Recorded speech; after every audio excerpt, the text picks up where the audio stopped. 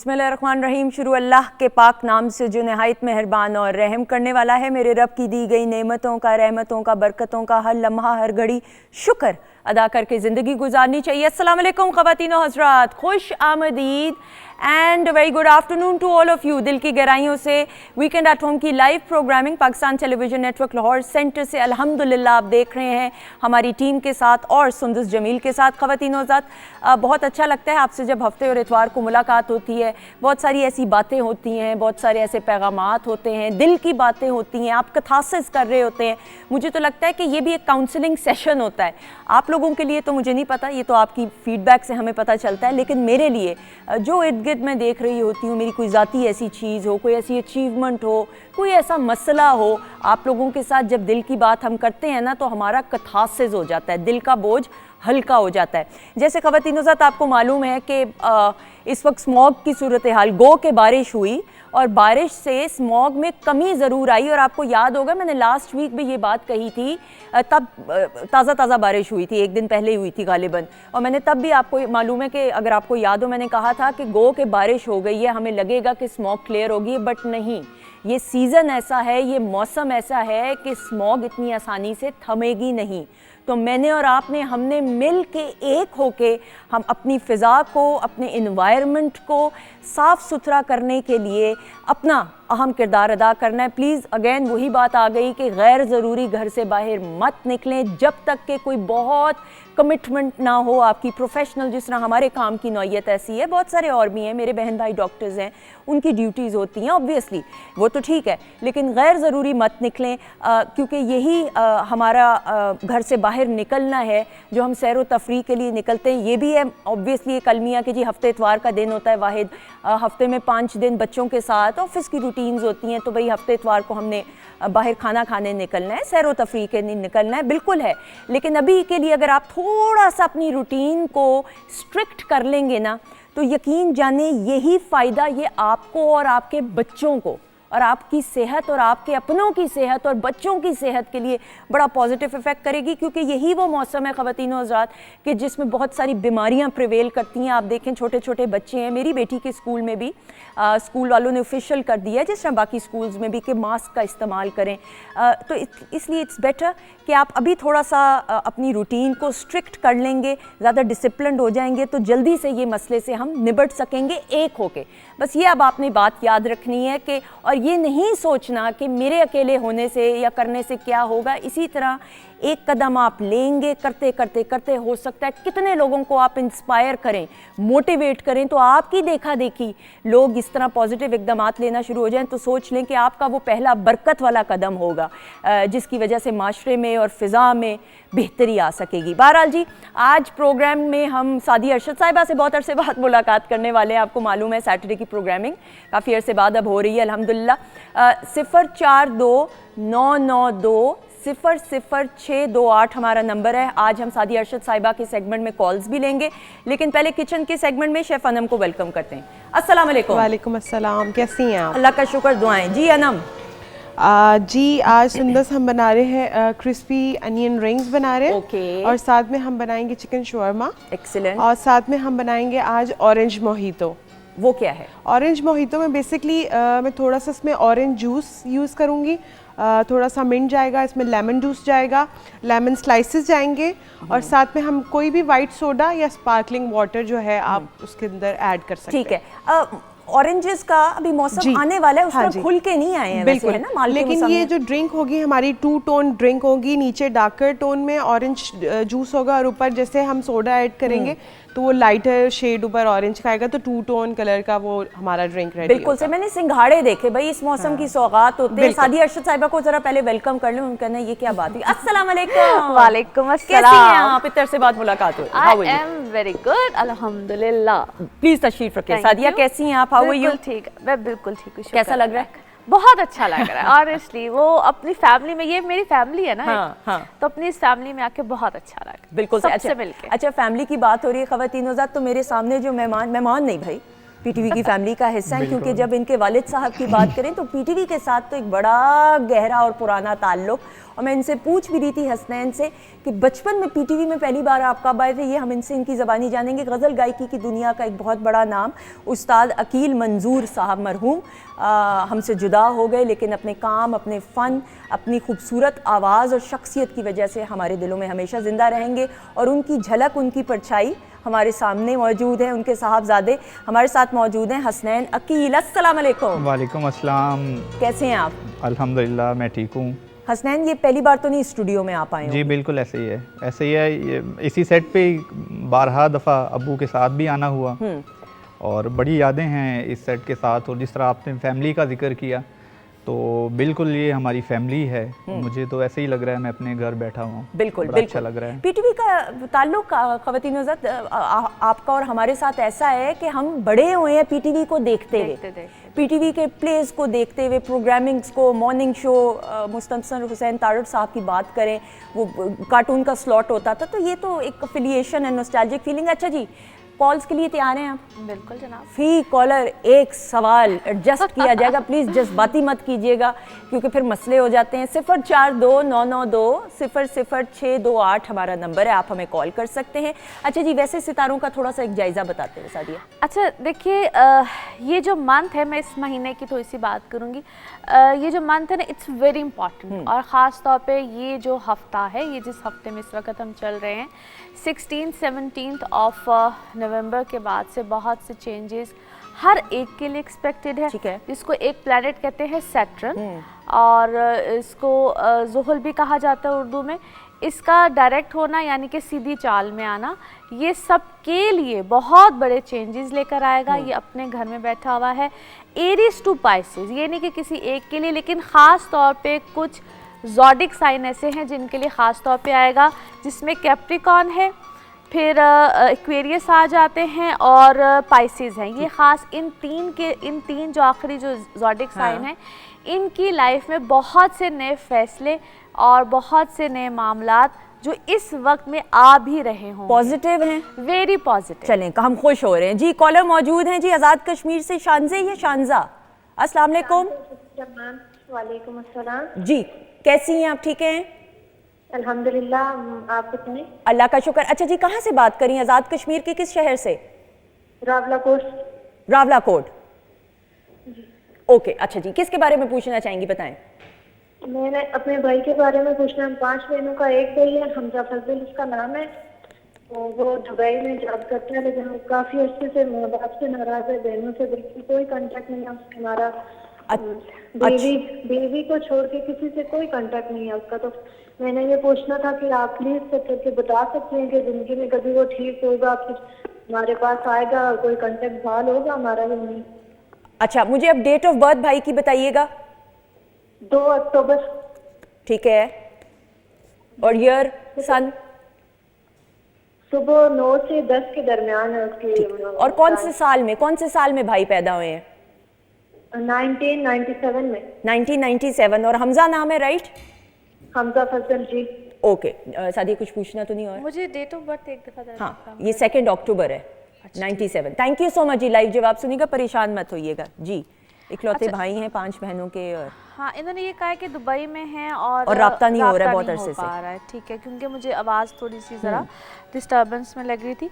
अच्छा देखिए, भाई जो है ना आपके, वो मुझे से लगता है कि हैं तो ही सेफ, वो कोई परेशानी की बात नहीं है। लेकिन जिस तरह वो कुछ अपनी ही ज़िंदगी में इंसान जब कभी कुछ चीज़ों को, और पिछले मुझे लगता है कि तकरीबन 2 से ढाई साल से शायद वो इनसे डिस्कनेक्टेड हैं या कुछ इस तरह का मामला है। लेकिन एक मैं आपको जो खुशी की खबर हो सकती है मुमकिन तौर पे, अभी मैं जो स्टार्टिंग में कही थी ना कि 16-17 नवंबर के बाद इनके लिए भी कुछ हालात में चेंज होना है, इनके लिए भी मामला इसी बच्चे के लिए, और मुझे काफ़ी हद तक पॉजिटिविटी है। आप भी कोशिश कीजिए, कुछ इनके मामले में आपको इतला ज़रूर मिलेगी। और देयर इज़ अ पॉसिबिलिटी कि अप्रैल 2024 तक, मैं काफ़ी लंबा टाइम बता रही हूँ, इनसे राब्ता, कोई बात, कोई चीज़ बहुत हद तक मुझे पॉसिबिलिटी नज़र आती है कि बिल्कुल सही, बिल्कुल सही। अच्छा जी, राहीला हैं लाहौर से। अस्सलाम वालेकुम। वालेकुम सलाम। जी राहीला जी, किसके बारे में पूछना है? मैंने अपने बेटे हारिस अमीन की शादी के बारे में बात करनी थी। ठीक है जी, बेटे का नाम क्या है? हारिस हारिस अमीन। हारिस अमीन जी, डेट ऑफ बर्थ और ईयर बताएं। 24 अगस्त 1999, ठीक है जी, लाहौर में पैदा हुए। ठीक है। और पूछना था कब तक शादी है, कि फैमिली में होगी कि फैमिली से बाहर? ठीक है, बिल्कुल। आप रिश्ते ढूंढ रही हैं बेटे के लिए? नहीं, अभी ढूंढ रहे हैं। नहीं, अभी नहीं शुरू किए। ओके ओके, ठीक है जी, थैंक यू। लाइव जवाब सुनिएगा। अच्छा देखिए, मुझे ऐसा लगता है कि इनका किसी जानने वालों में, वो चाहे फैमिली हो या होता है ना कि फैमिली फ्रेंड्स होते हैं, कोई जानने वाले होते हैं, उधर उनसे रिलेटेड कोई मामला होगा। और ऑलरेडी जिस तरह इनकी कोई नज़र में है, जिसका कोई ऑलरेडी है, कोई देयर इज समवन। और जो 2025 का एंड या 26 होगा ना, वहाँ पे जाके कोई बात बनेगी। अच्छा, ओके ओके, बिल्कुल सही, बिल्कुल सही। अच्छा जी, 042992000628 हमारा नंबर है, प्लीज़ कॉल कर लीजिए ताकि इस सेगमेंट में हम आपकी कॉल्स को एडजस्ट कर सकें। सैन, आपका डेट ऑफ बर्थ, ईयर तो ना बेशक बताएं, दैट्स अ सीक्रेट आपका। अब मैं बताऊं या ना बताऊं कोई फायदा नहीं। क्यों, क्या मतलब? क्या काम मतलब? हो चुका है। अच्छा, जो होना था। जी, हो- माशाल्लाह शादी हो चुकी है। अल्हम्दुलिल्लाह, मेरा एक बेटा है। अच्छा, नहीं तो आप अगर तब भी गैर शादीशुदा भी हो तो मतलब ओके। अच्छा नहीं, देखो ये बड़ी अच्छी बात होती है, मैं इसको इसलिए अप्रिशिएट करूंगी क्योंकि बहुत से लोग अपनी एज को पता नहीं क्यों छुपाते हाँ, हैं। for some odd और reason। मुझे ऐसा लगता है कि you should age gracefully. True, I ठीक एग्री। है? आप अपनी एज को मत छुपाएं, आप जो भी जिस एज में भी हैं आप उसको बड़े ग्रेसफुली लेकर चलें, तो व्हाट इज सो हार्म। हम सब ने ही आगे की तरफ ही जाना, कौन सा रिवर्स का गियर लगना है। तो मेरे ख्याल में आपको बड़ा ग्रेसफुली आगे और हर लेकर एज जाना की अपनी चाहिए। ग्रेस होती है। 20 साल के हाँ आप जी। 20s में हो, 30s में हो, 40s में हो, बिल्कुल जहाँ पे भी हो, यू शुड एज ग्रेस। ऐसा ही। अच्छा जी, कौन है, कहाँ से? अस्सलाम वालेकुम। जी, वालेकुम सलाम। जी। मैं दीपिका बात कर रही हूँ, जोहराबाद से। जी जी, कैसी हैं? ठीक हैं? जी अल्हम्दुलिल्लाह, आप सुनाएं। अल्लाह का शुक्र, दुआएं। अच्छा जी, किसके बारे में पूछना है? मैंने अपने बारे में बात करनी है। जी बताएं। मेरा थोड़ा सा घरेलू इशू चल रहा है। मेरा नाम सदीका है और मैं 1989 में पैदा हुई हूँ, 29 नवंबर। ठीक है। तो मैंने पूछना है कि मेरे जो घरेलू मसले हैं, वो मेरे जो हस्बैंड है वो मेरे साथ बहुत बुरा सलूक कर रहे हैं, क्या वो कभी मुझे माफ करेंगे? मतलब मैंने उनके घर वापस नहीं जाना, ठीक है, लेकिन वो ये है ना कि बहुत ज्यादा इशू चल रहा है। मैंने पूछना है कि क्या कभी ये मसले खत्म होंगे? ओके, आप आराम से लंबा सांस लीजिए। वी कैन अंडरस्टैंड आपके मसले को बिल्कुल। मुझे ये बताइएगा कितने साल हो गए हैं शादी को? मेरी शादी को 16 ईयर्स हो गए हैं। 16 साल। डेट ऑफ बर्थ बताना जरा। शादी आप करें इनसे बात। आपकी डेट ऑफ बर्थ बेटा क्या है मुझे बताओ। 1989 तो मुझे समझ आया था, डेट और मंथ बताओ। 29 नवंबर। 29 नवंबर, ठीक है। और आपने बताया कि 16 इयर्स हो गए हैं, ऐसा ही है? जी। अच्छा। तो 2007 में हुई थी। हस्बैंड की तो नहीं पूछनी डेट ऑफ बर्थ हो? अच्छा, मुझे अपने मियाँ की भी डेट ऑफ बर्थ बताओ ज़रा। मुझे उनका नहीं पता, मुझे उनकी नहीं आती। ठीक है, मैं आपको बताती हूँ। अच्छा, कभी आपको ऐसा लगा है कि आज से कुछ 2.5 या 3 साल पहले आपके हस्बैंड का कोई और मामला है, या वो किसी और तरफ है, या किसी और रिश्ते में हैं वो? नहीं, बजाहिर तो मुझे ऐसा कुछ नहीं नजर आया, लेकिन वो बस घर में उन्होंने कभी तवज्जो दी नहीं, ना मुझ पे ना बच्चों पे, चलिए कोई ऐसी तवज्जो नहीं दी। चलिए ठीक है, मैं आपको कोशिश करती हूँ कि बेहतर जवाब दे सकूँ और आपकी मदद कर सकूँ। बिल्कुल ठीक है? सही। बहुत शुक्रिया, बहुत सारी दुआएं। अल्लाह ताला आपके लिए आसानियां पैदा करे। 16 साल काफ़ी टाइम होता है। हाँ, देखिए, पहली बात तो ये है कि जिस एज में इसकी शादी हो गई ना, she was too young to understand कि क्या है, किस तरह से है। और अब वो क्योंकि जब मैं एक होता है जब हम बर्थ चार्ट बनाते हैं ना, इसमें होता है शादी वाला घर, मियाँ का घर, पेरेंट्स का घर, बहन भाइयों का घर, औलाद का घर, हर चीज़ होती है। जब birth chart is just like an x-ray, इसमें हर चीज़ देखी जा सकती है। अब मुझे जो इसके जायचे, क्योंकि अगर मियाँ का बताती तो मैं इसको बता देती कि भाई क्या मामला थे, क्योंकि ये एक छत के नीचे 2 अजनबी हैं जब से शादी हुई है। अच्छा, जब से शादी हुई, इसको हम कहते हैं एक छत के नीचे 2 अजनबी। यहाँ तो इसको हम कहते हैं कि रूम जलादा या कुछ भी है, एक सेपरेशन वाली सिचुएशन होती है जिस वक्त से आपकी शादी हुई हुई होती है। अब देखो, ये एक शिकंजे में फंसी हुई है, क्योंकि इसको कोई हेल्प भी नहीं मिलेगी, फैमिली साइड से कोई सपोर्ट नहीं है। सो इसलिए ये बेचारी परेशान है। ठीक है, अब अगर मैं ऐसे कहूँ कि बेटा तुम कोई जुस्तजू करो, मैं इसको ये नहीं कह सकती कि तुम अलादा हो जाओ या तुम, क्योंकि इसके पल्ले कुछ नहीं है। देखिए, इस तरह के सजेशंस देना या अपने हक के लिए आवाज़ उठाना ये कोई बुरी बात नहीं होती, लेकिन उसमें होता है कि आपके पास कोई सपोर्ट तो हो, आपको कोई सपोर्ट करने वाला तो हो। इनके बर्थ चार्ट की रोशनी में क्या कुछ इसको सपोर्ट नहीं होगी।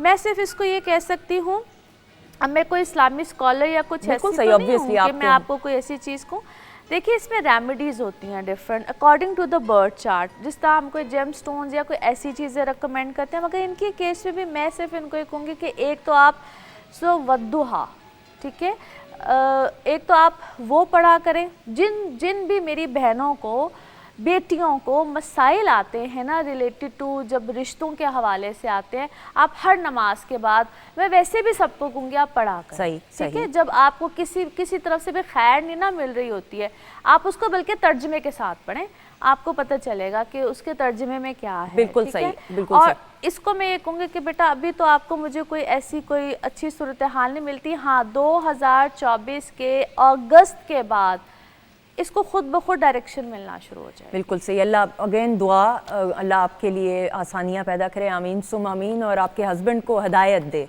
यही अब तो हम तो दुआ कर सकते हैं। अच्छा जी, राबिया है मुल्तान से, अस्सलाम वालेकुम। वालेकुम अस्सलाम। जी राबिया कैसी हैं आप? ठीक, अल्लाह का शुक्र। अच्छा जी, मुल्तान शहर का मौसम कैसा है? बस ठीक है, काफी आलूदा है अभी तो। अच्छा चले, ओके। अच्छा बताएं किसके बारे में पूछना है? मैंने अपने बारे में पूछना है। बताएं, और डेट ऑफ बर्थ और ईयर बताएं। मेरी 1996 जब 5 जनवरी।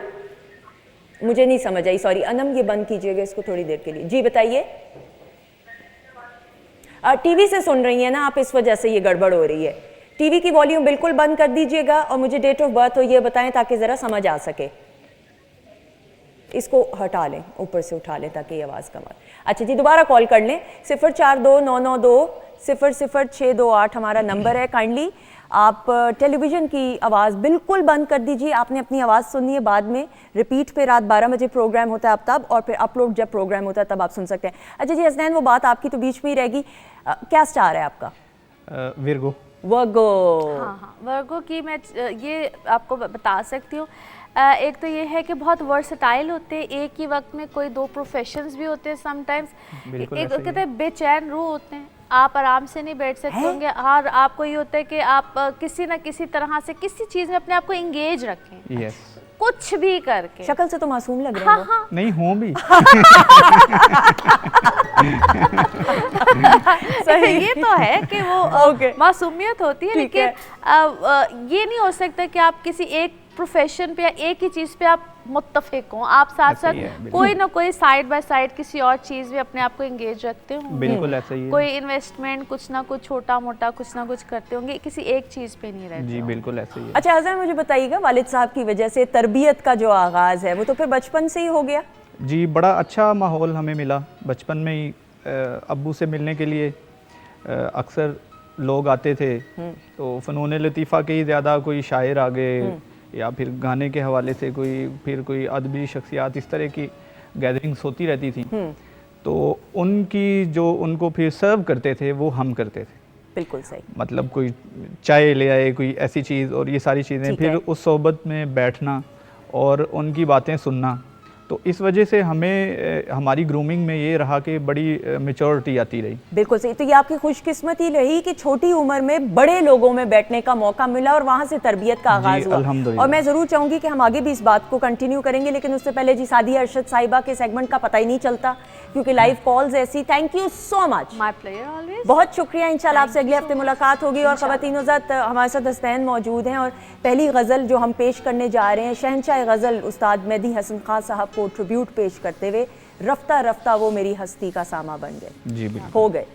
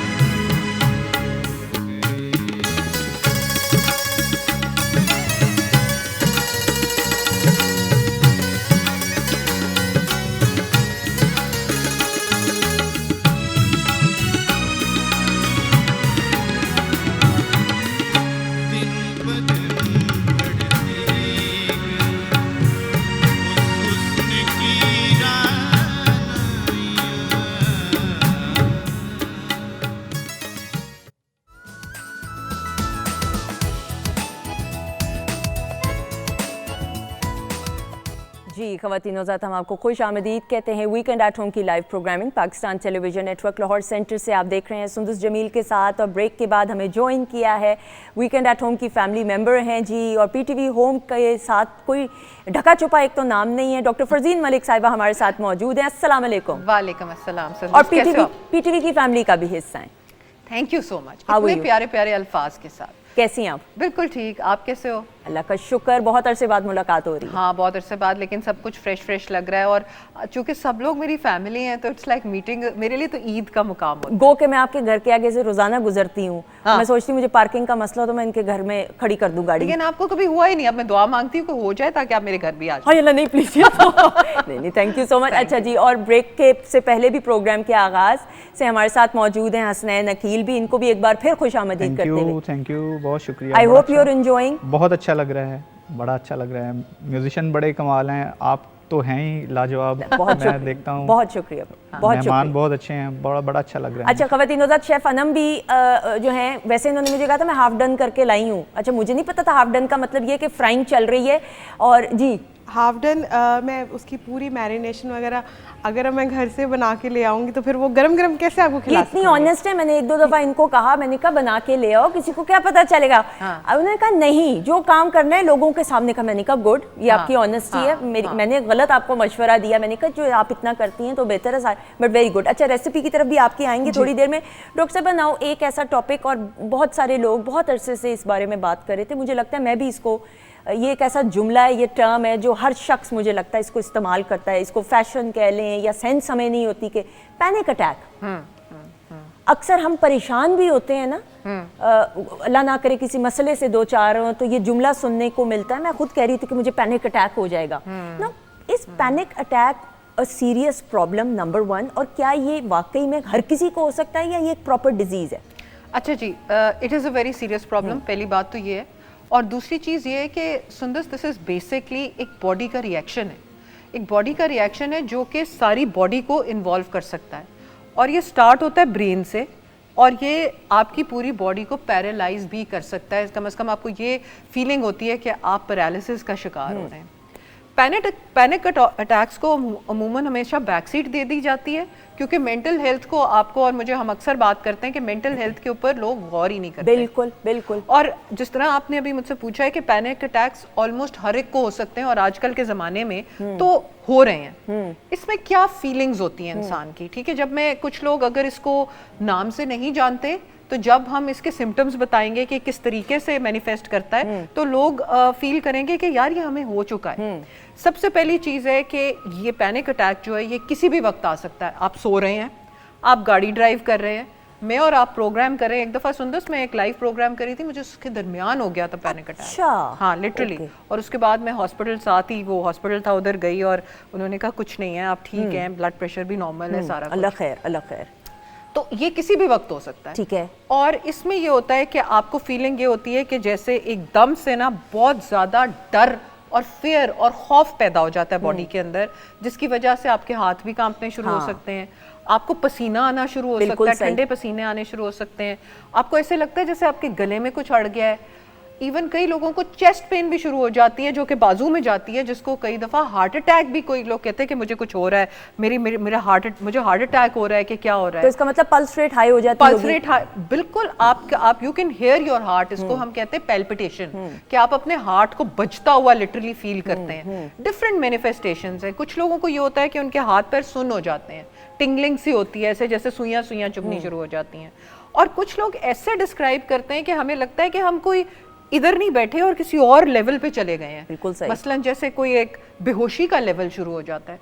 सो ये पैनिक अटैक जो होता है, इसलिए इस मैनिफेस्टेशन को एक दफ़ा हो गया तो आप उसको इग्नोर कर सकते हैं, लेकिन अगर ये बार बार आ रहा है और आपको तंग कर रहा है और आप हर दफ़ा सोचते हैं कि मुझे हो क्या रहा है, तो ये आपकी ज़िंदगी को बड़े हद तक अनकंफर्टेबल कर सकता है। बिल्कुल सही। डॉक्टर साहब, तो फिर इसका मतलब ये हुआ, ये जो सिम्टम्स आप बता रही हैं, हार्ट के पेशेंट्स हो गए, ब्लड प्रेशर के जो पेशेंट्स हो गए, उनके लिए तो फिर ये ज़्यादा खतरनाक होगा? उनके लिए बिल्कुल ज़्यादा खतरनाक है, क्योंकि ऑब्वियसली किसी बंदे का हार्ट रेट वैसे टैकीकार्डिया ज़्यादा रहता है। एंग्जाइटी के पेशेंट्स के लिए इतना गलत है, क्योंकि एंग्जाइटी के पेशेंट्स ऑलरेडी स्ट्रेस में होते हैं, उनका तो वैसे ही सब कुछ तेज दौड़ रहा होता है, और उसके ऊपर जब पैनिक अटैक आता है तो दैट्स रियली रियली डेट्रीमेंटल, और उसमें कई लोग जो हैं वो इस चीज़ का भी शिकार हो जाते हैं कि आगे क्रॉनिकली उनको ज़िंदगी में प्रॉब्लम्स हो सकते हैं और फोबियाज डेवलप हो जाते हैं। बिल्कुल सही। फोबियाज हम कहते हैं किसी चीज़ों के डर, जैसे कई लोगों को लिफ्ट में जाने का डर है, क्लॉस्ट्रोफोबिया होती है, छोटे छोटे बंद चीज़ों का डर मुझे होता है। हाइट का डर है, मैं हाइट का खुल्लम खुल्ला फोबिया कहती होता है, हूँ। बिल्कुल। हसनैन, आपको है किसी चीज का फोबिया, कोई डर हो? बिल्कुल अंधेरे का,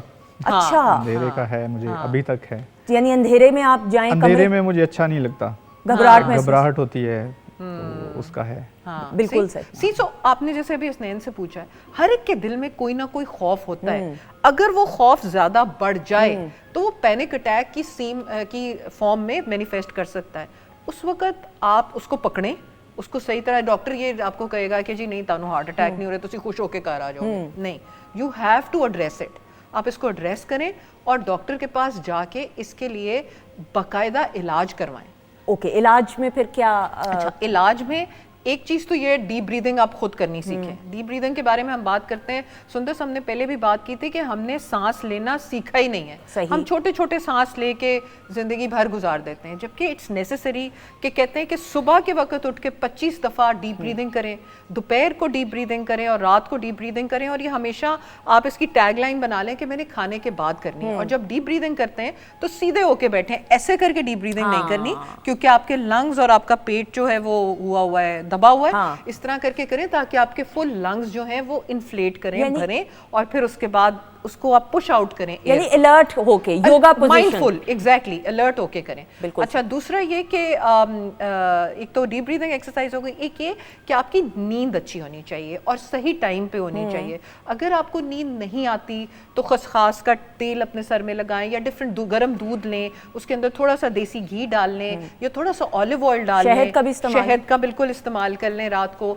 तो वो आप जब करते हैं तो आपको नींद अच्छी आती है। बिल्कुल सही। अच्छा, ये होते क्यों है? ये जेनेटिकली हो सकते हैं कि मे बी फैमिली में लोगों को पैनिक अटैक्स होते हैं, ये पीटीएसडी में भी हो सकता है कि कोई ट्रॉमा हुआ है जिंदगी में। ओके, पीटीएसडी का मतलब हुआ post traumatic stress disorder. Okay, post traumatic यानी कि कोई ट्रॉमा हुआ है, कोई खुदा ना खास्ता किसी क्लोज फैमिली मेंबर के साथ कोई मिसहैप हुआ कोई है, ऐसा सानेहा पेश आया है, ऐसा बिल्कुल पेश सही। आया जिसकी वजह से आप पैनिक कर रहे हैं। इसकी वजह से भी हो सकता है जो बचपन में कोई अब्यूज हुई हो, बचपन में कोई आपके साथ बुरा सलूक हुआ हो, तो वो बड़े होके मैनिफेस्ट करता है, और ये मैनिफेस्ट करता है ज्यादातर खवातीन में और टीनेजर्स में। सही। सो इसलिए टीनेजर्स से ही अगर आप इसको पकड़ लेंगे तो ठीक, वरना ये आगे जाके मजीद मेंटल बीमारी के अंदर में हो जाएगा। बिल्कुल सही। हसनैन, कभी वैसे आपके साथ हुआ है ऐसा कोई खौफ आए, डर आए? परफॉर्म भी आप करते हैं, परफॉर्म करना बजाते खुद भी, आप मुझसे पूछें तो मैं जब लाइव ऑडियंस के साथ इंटरेक्ट कर रही थी मैं घबरा रही होती हूँ बाकायदा। बस थोड़ा सा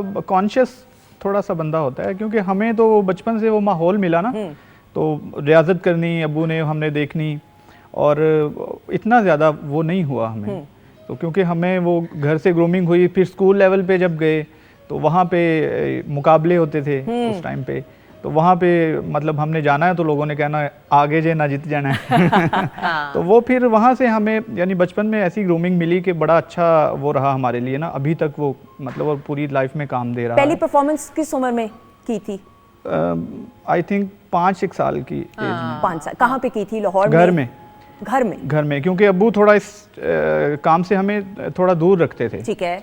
तो वो कहते थे नहीं बेटा पहले आप पढ़ें, वेरी गुड, और उसके बाद फिर जो बीए कर लेगा, ग्रेजुएशन जो कर लेगा वो आ जाए। अच्छा, तो ग्रेजुएशन स्टैंडर्ड था आपके घर में? बिल्कुल म्यूजिक की तरफ आने का। म्यूजिक की तरफ आने के लिए आपको लगता है अब उम्र की स्टेज पे आके कि अब आप माशाल्लाह खुद एक वालिद हैं, बाप हैं आपको लगता है कि ये जो आपके वालिद साहब का फॉर्मूला था जिंदगी का, ये बिल्कुल सही था कि पढ़ाई बिल्कुल होनी चाहिए? सही था, इसमें कोई शक नहीं। हम माशाल्लाह से 5 भाई हैं और सारे अल्हम्दुलिल्लाह ग्रेजुएट हैं। एक भाई पीएचडी माशाल्लाह कर रहे हैं। माशाल्लाह। तो इस सारे जो एजुकेशन तो बहुत ही ज़रूरी है ना, आपको पता चलता है किस तरह बात करनी है, इसकी रिस्पेक्ट कैसे करनी है। बिल्कुल।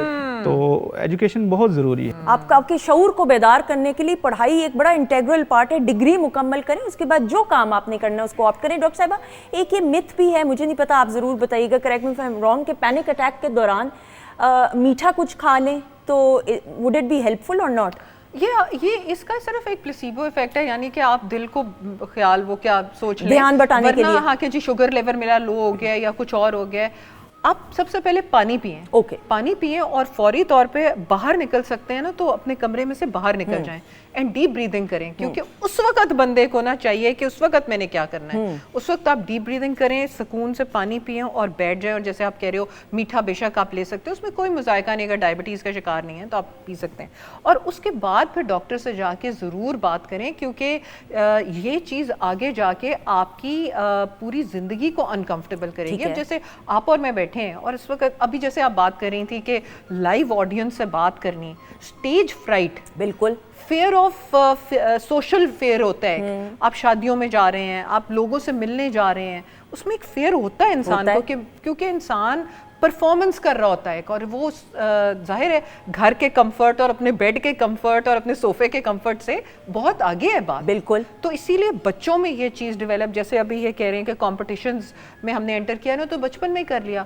मुझे याद है सुंदर कि जब मैंने ज़िंदगी की पहली तकरीर की थी ना तो मेरी टांगे नीचे से इतनी कांप रही थी, मुझे लग रहा था कि मैं गिर जाऊंगी, रबड़ की हो गई है ऐसा ही है, ऐसा ही है। तो इसलिए और हर दफ़ा जब हम आते हैं लाइव ऑडियंस से करने तो हम थोड़ा सा वो होते हैं कि मतलब गलती ना हो जाए, कोई हिचकिचाना चाहिए जो जरूरी है, क्योंकि confidence is good but over confidence is not. अच्छा, मुझे याद पड़ता है ख़वातीनो साथ, मुझे मेरे अम्मी अब्बू ने बचपन से हमें ये सिखाया हुआ था कि वो हर एक्स्ट्रा करिकुलर एक्टिविटी में कहते थे बस हिस्सा लेना है ताकि कॉन्फिडेंस भी हो, ग्रूमिंग भी आपकी हो।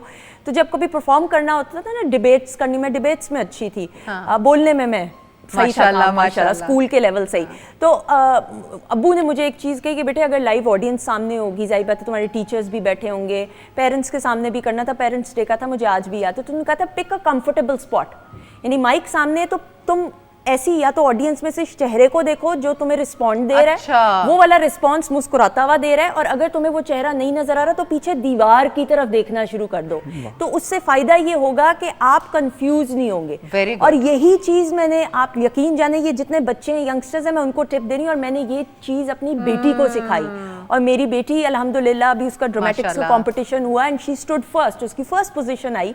और मैंने उसको यही फॉर्मूला दिया था कि बेटे आप जब परेशान होगी ना तो इर्द गिर्द ना ऑडियंस की तरफ देखो, हो सकता है कोई एक्सप्रेशन बना रहा हो, कोई हंस रहा हो अपने मूड में, कोई बुरी शक्ल बनाई हो, कोई जो भी, तो आप कंफ्यूज हो सकते। तो पिक अ कंफर्टेबल स्पॉट, पीछे कोई दीवार का हिस्सा पकड़ लो, और वो ये चीज हेल्प करती है। नल स्पॉट होता है उसमें, कोई भी आपको एक्सप्रेशन तो दीवार नहीं दे रही ना, बिल्कुल तो नल स्पॉट, बिल्कुल ये बहुत अच्छी टिप है। और दूसरी बात एक चीज ये है कि जो आजकल के जमाने के स्ट्रेसेस हैं वो भी आपको पैनिक अटैक्स की तरफ लेके जाएंगे। और जैसे कोई भी आपको किसी, जैसे फर्ज करें बिजली के बिलों का स्ट्रेस है, घर की किरायों का स्ट्रेस है, फाइनेंशियल स्ट्रेसेस हैं, बच्चों के स्ट्रेस हैं, बच्चों के इतने हैं, घरेलू होते हैं, बच्चों को खुद एग्जाम्स के स्ट्रेस हैं, रिश्तेदारों के बहुत स्ट्रेस होते हैं। शादियों का सीजन है, रिश्तेदारों की नहीं कंप्लेनें खत्म होती हैं भाई।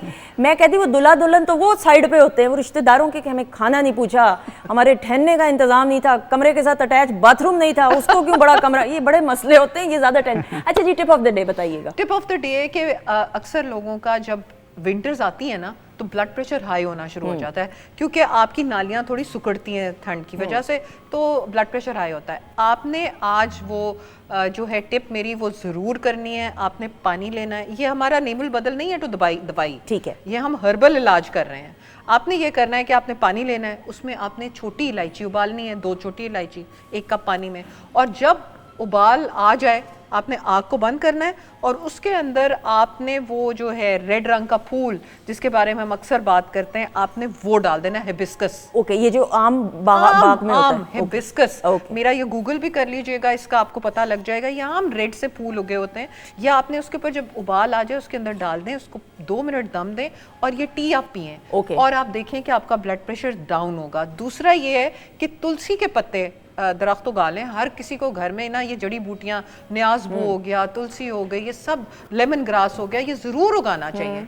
तो ये तुलसी के पत्ते अगर आप 4-5 लेके उनको सुबह चबा के खा लें तब भी आपका ब्लड प्रेशर डाउन होगा। लेकिन नमक, प्लीज़ नमक की जान छोड़ें। ड्राई फ्रूट के अंदर नमक है, मछली के ऊपर नमक लगा होता है, वो लगा के आपको भेजते हैं, तो फिर आप कहेंगे कि फिर हमारा ब्लड प्रेशर तो कंट्रोल नहीं हो रहा ना। बिल्कुल सही। हैंडफुल ऑफ नट्स ले सकते हैं कि नहीं? नट्स मुट्ठी ले भर। सकते हैं, लेकिन सुंदर नट्स जब भी मैं कहती हूँ लोग नमक वाले लेने शुरू कर देते हैं। ओके। तो प्लीज लें, लेकिन नमक, लेकिन अगर ब्लड प्रेशर हाई है तो उन दोनों में नट्स ना लें। बिल्कुल सही, हाँ। बिल्कुल सही। इसी के साथ आपका शुक्रिया अदा Thank करते हुए थैंक यू सो मच। और खवातीनों साथ बातचीत का सिलसिला जारी है, लेकिन हसनैन हमारे साथ मौजूद है। हसनैन, अब क्या पेश करने वाले हैं? मैं अपने फादर उस्ताद अकील मंजूर खान साहब की एक धुन है और बड़ा अच्छा कलाम है, वो आपकी नज़र करता हूं। प्लीज। जरूर।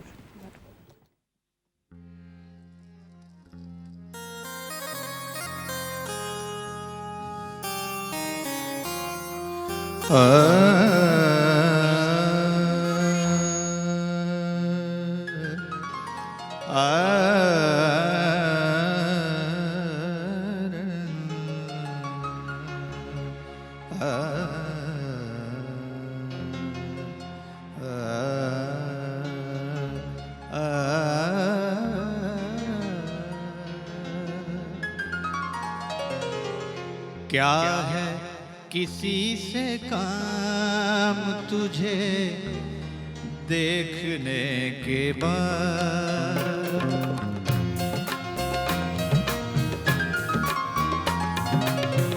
क्या है किसी से काम तुझे देखने के बाद, सबको मेरा सलाम तुझे देखने के बाद, क्या है किसी से काम तुझे देखने के बाद।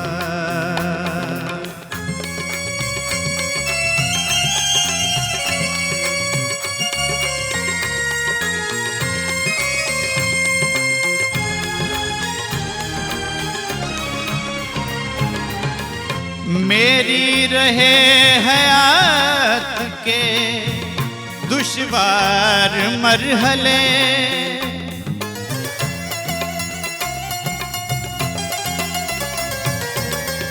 मेरी रहे हयात के दुश्वार मरहले, हल हो गए तमाम तुझे देखने के बाद, हल हो गए तमाम तुझे देखने के बाद, सबको मेरा सलाम तुझे देखने के बाद, क्या है किसी से काम तुझे देखने के बाद।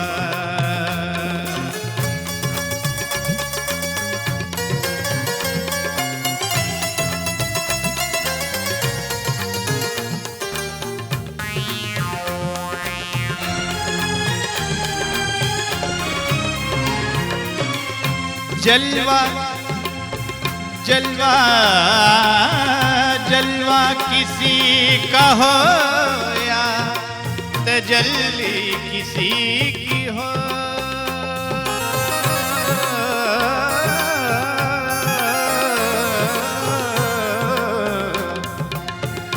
जलवा किसी का हो या तजल्ली किसी की हो, है देखना हराम तुझे देखने के बाद, है देखना हराम तुझे देखने के बाद, सबको मेरा सलाम तुझे देखने के बाद, क्या है किसी से काम तुझे देखने के बाद।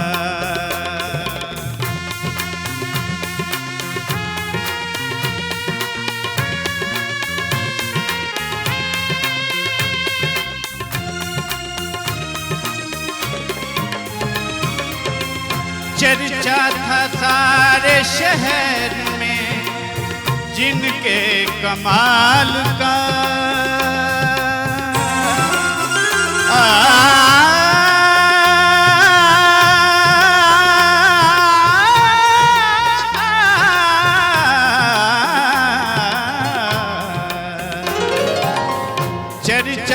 सारे शहर में जिनके कमाल का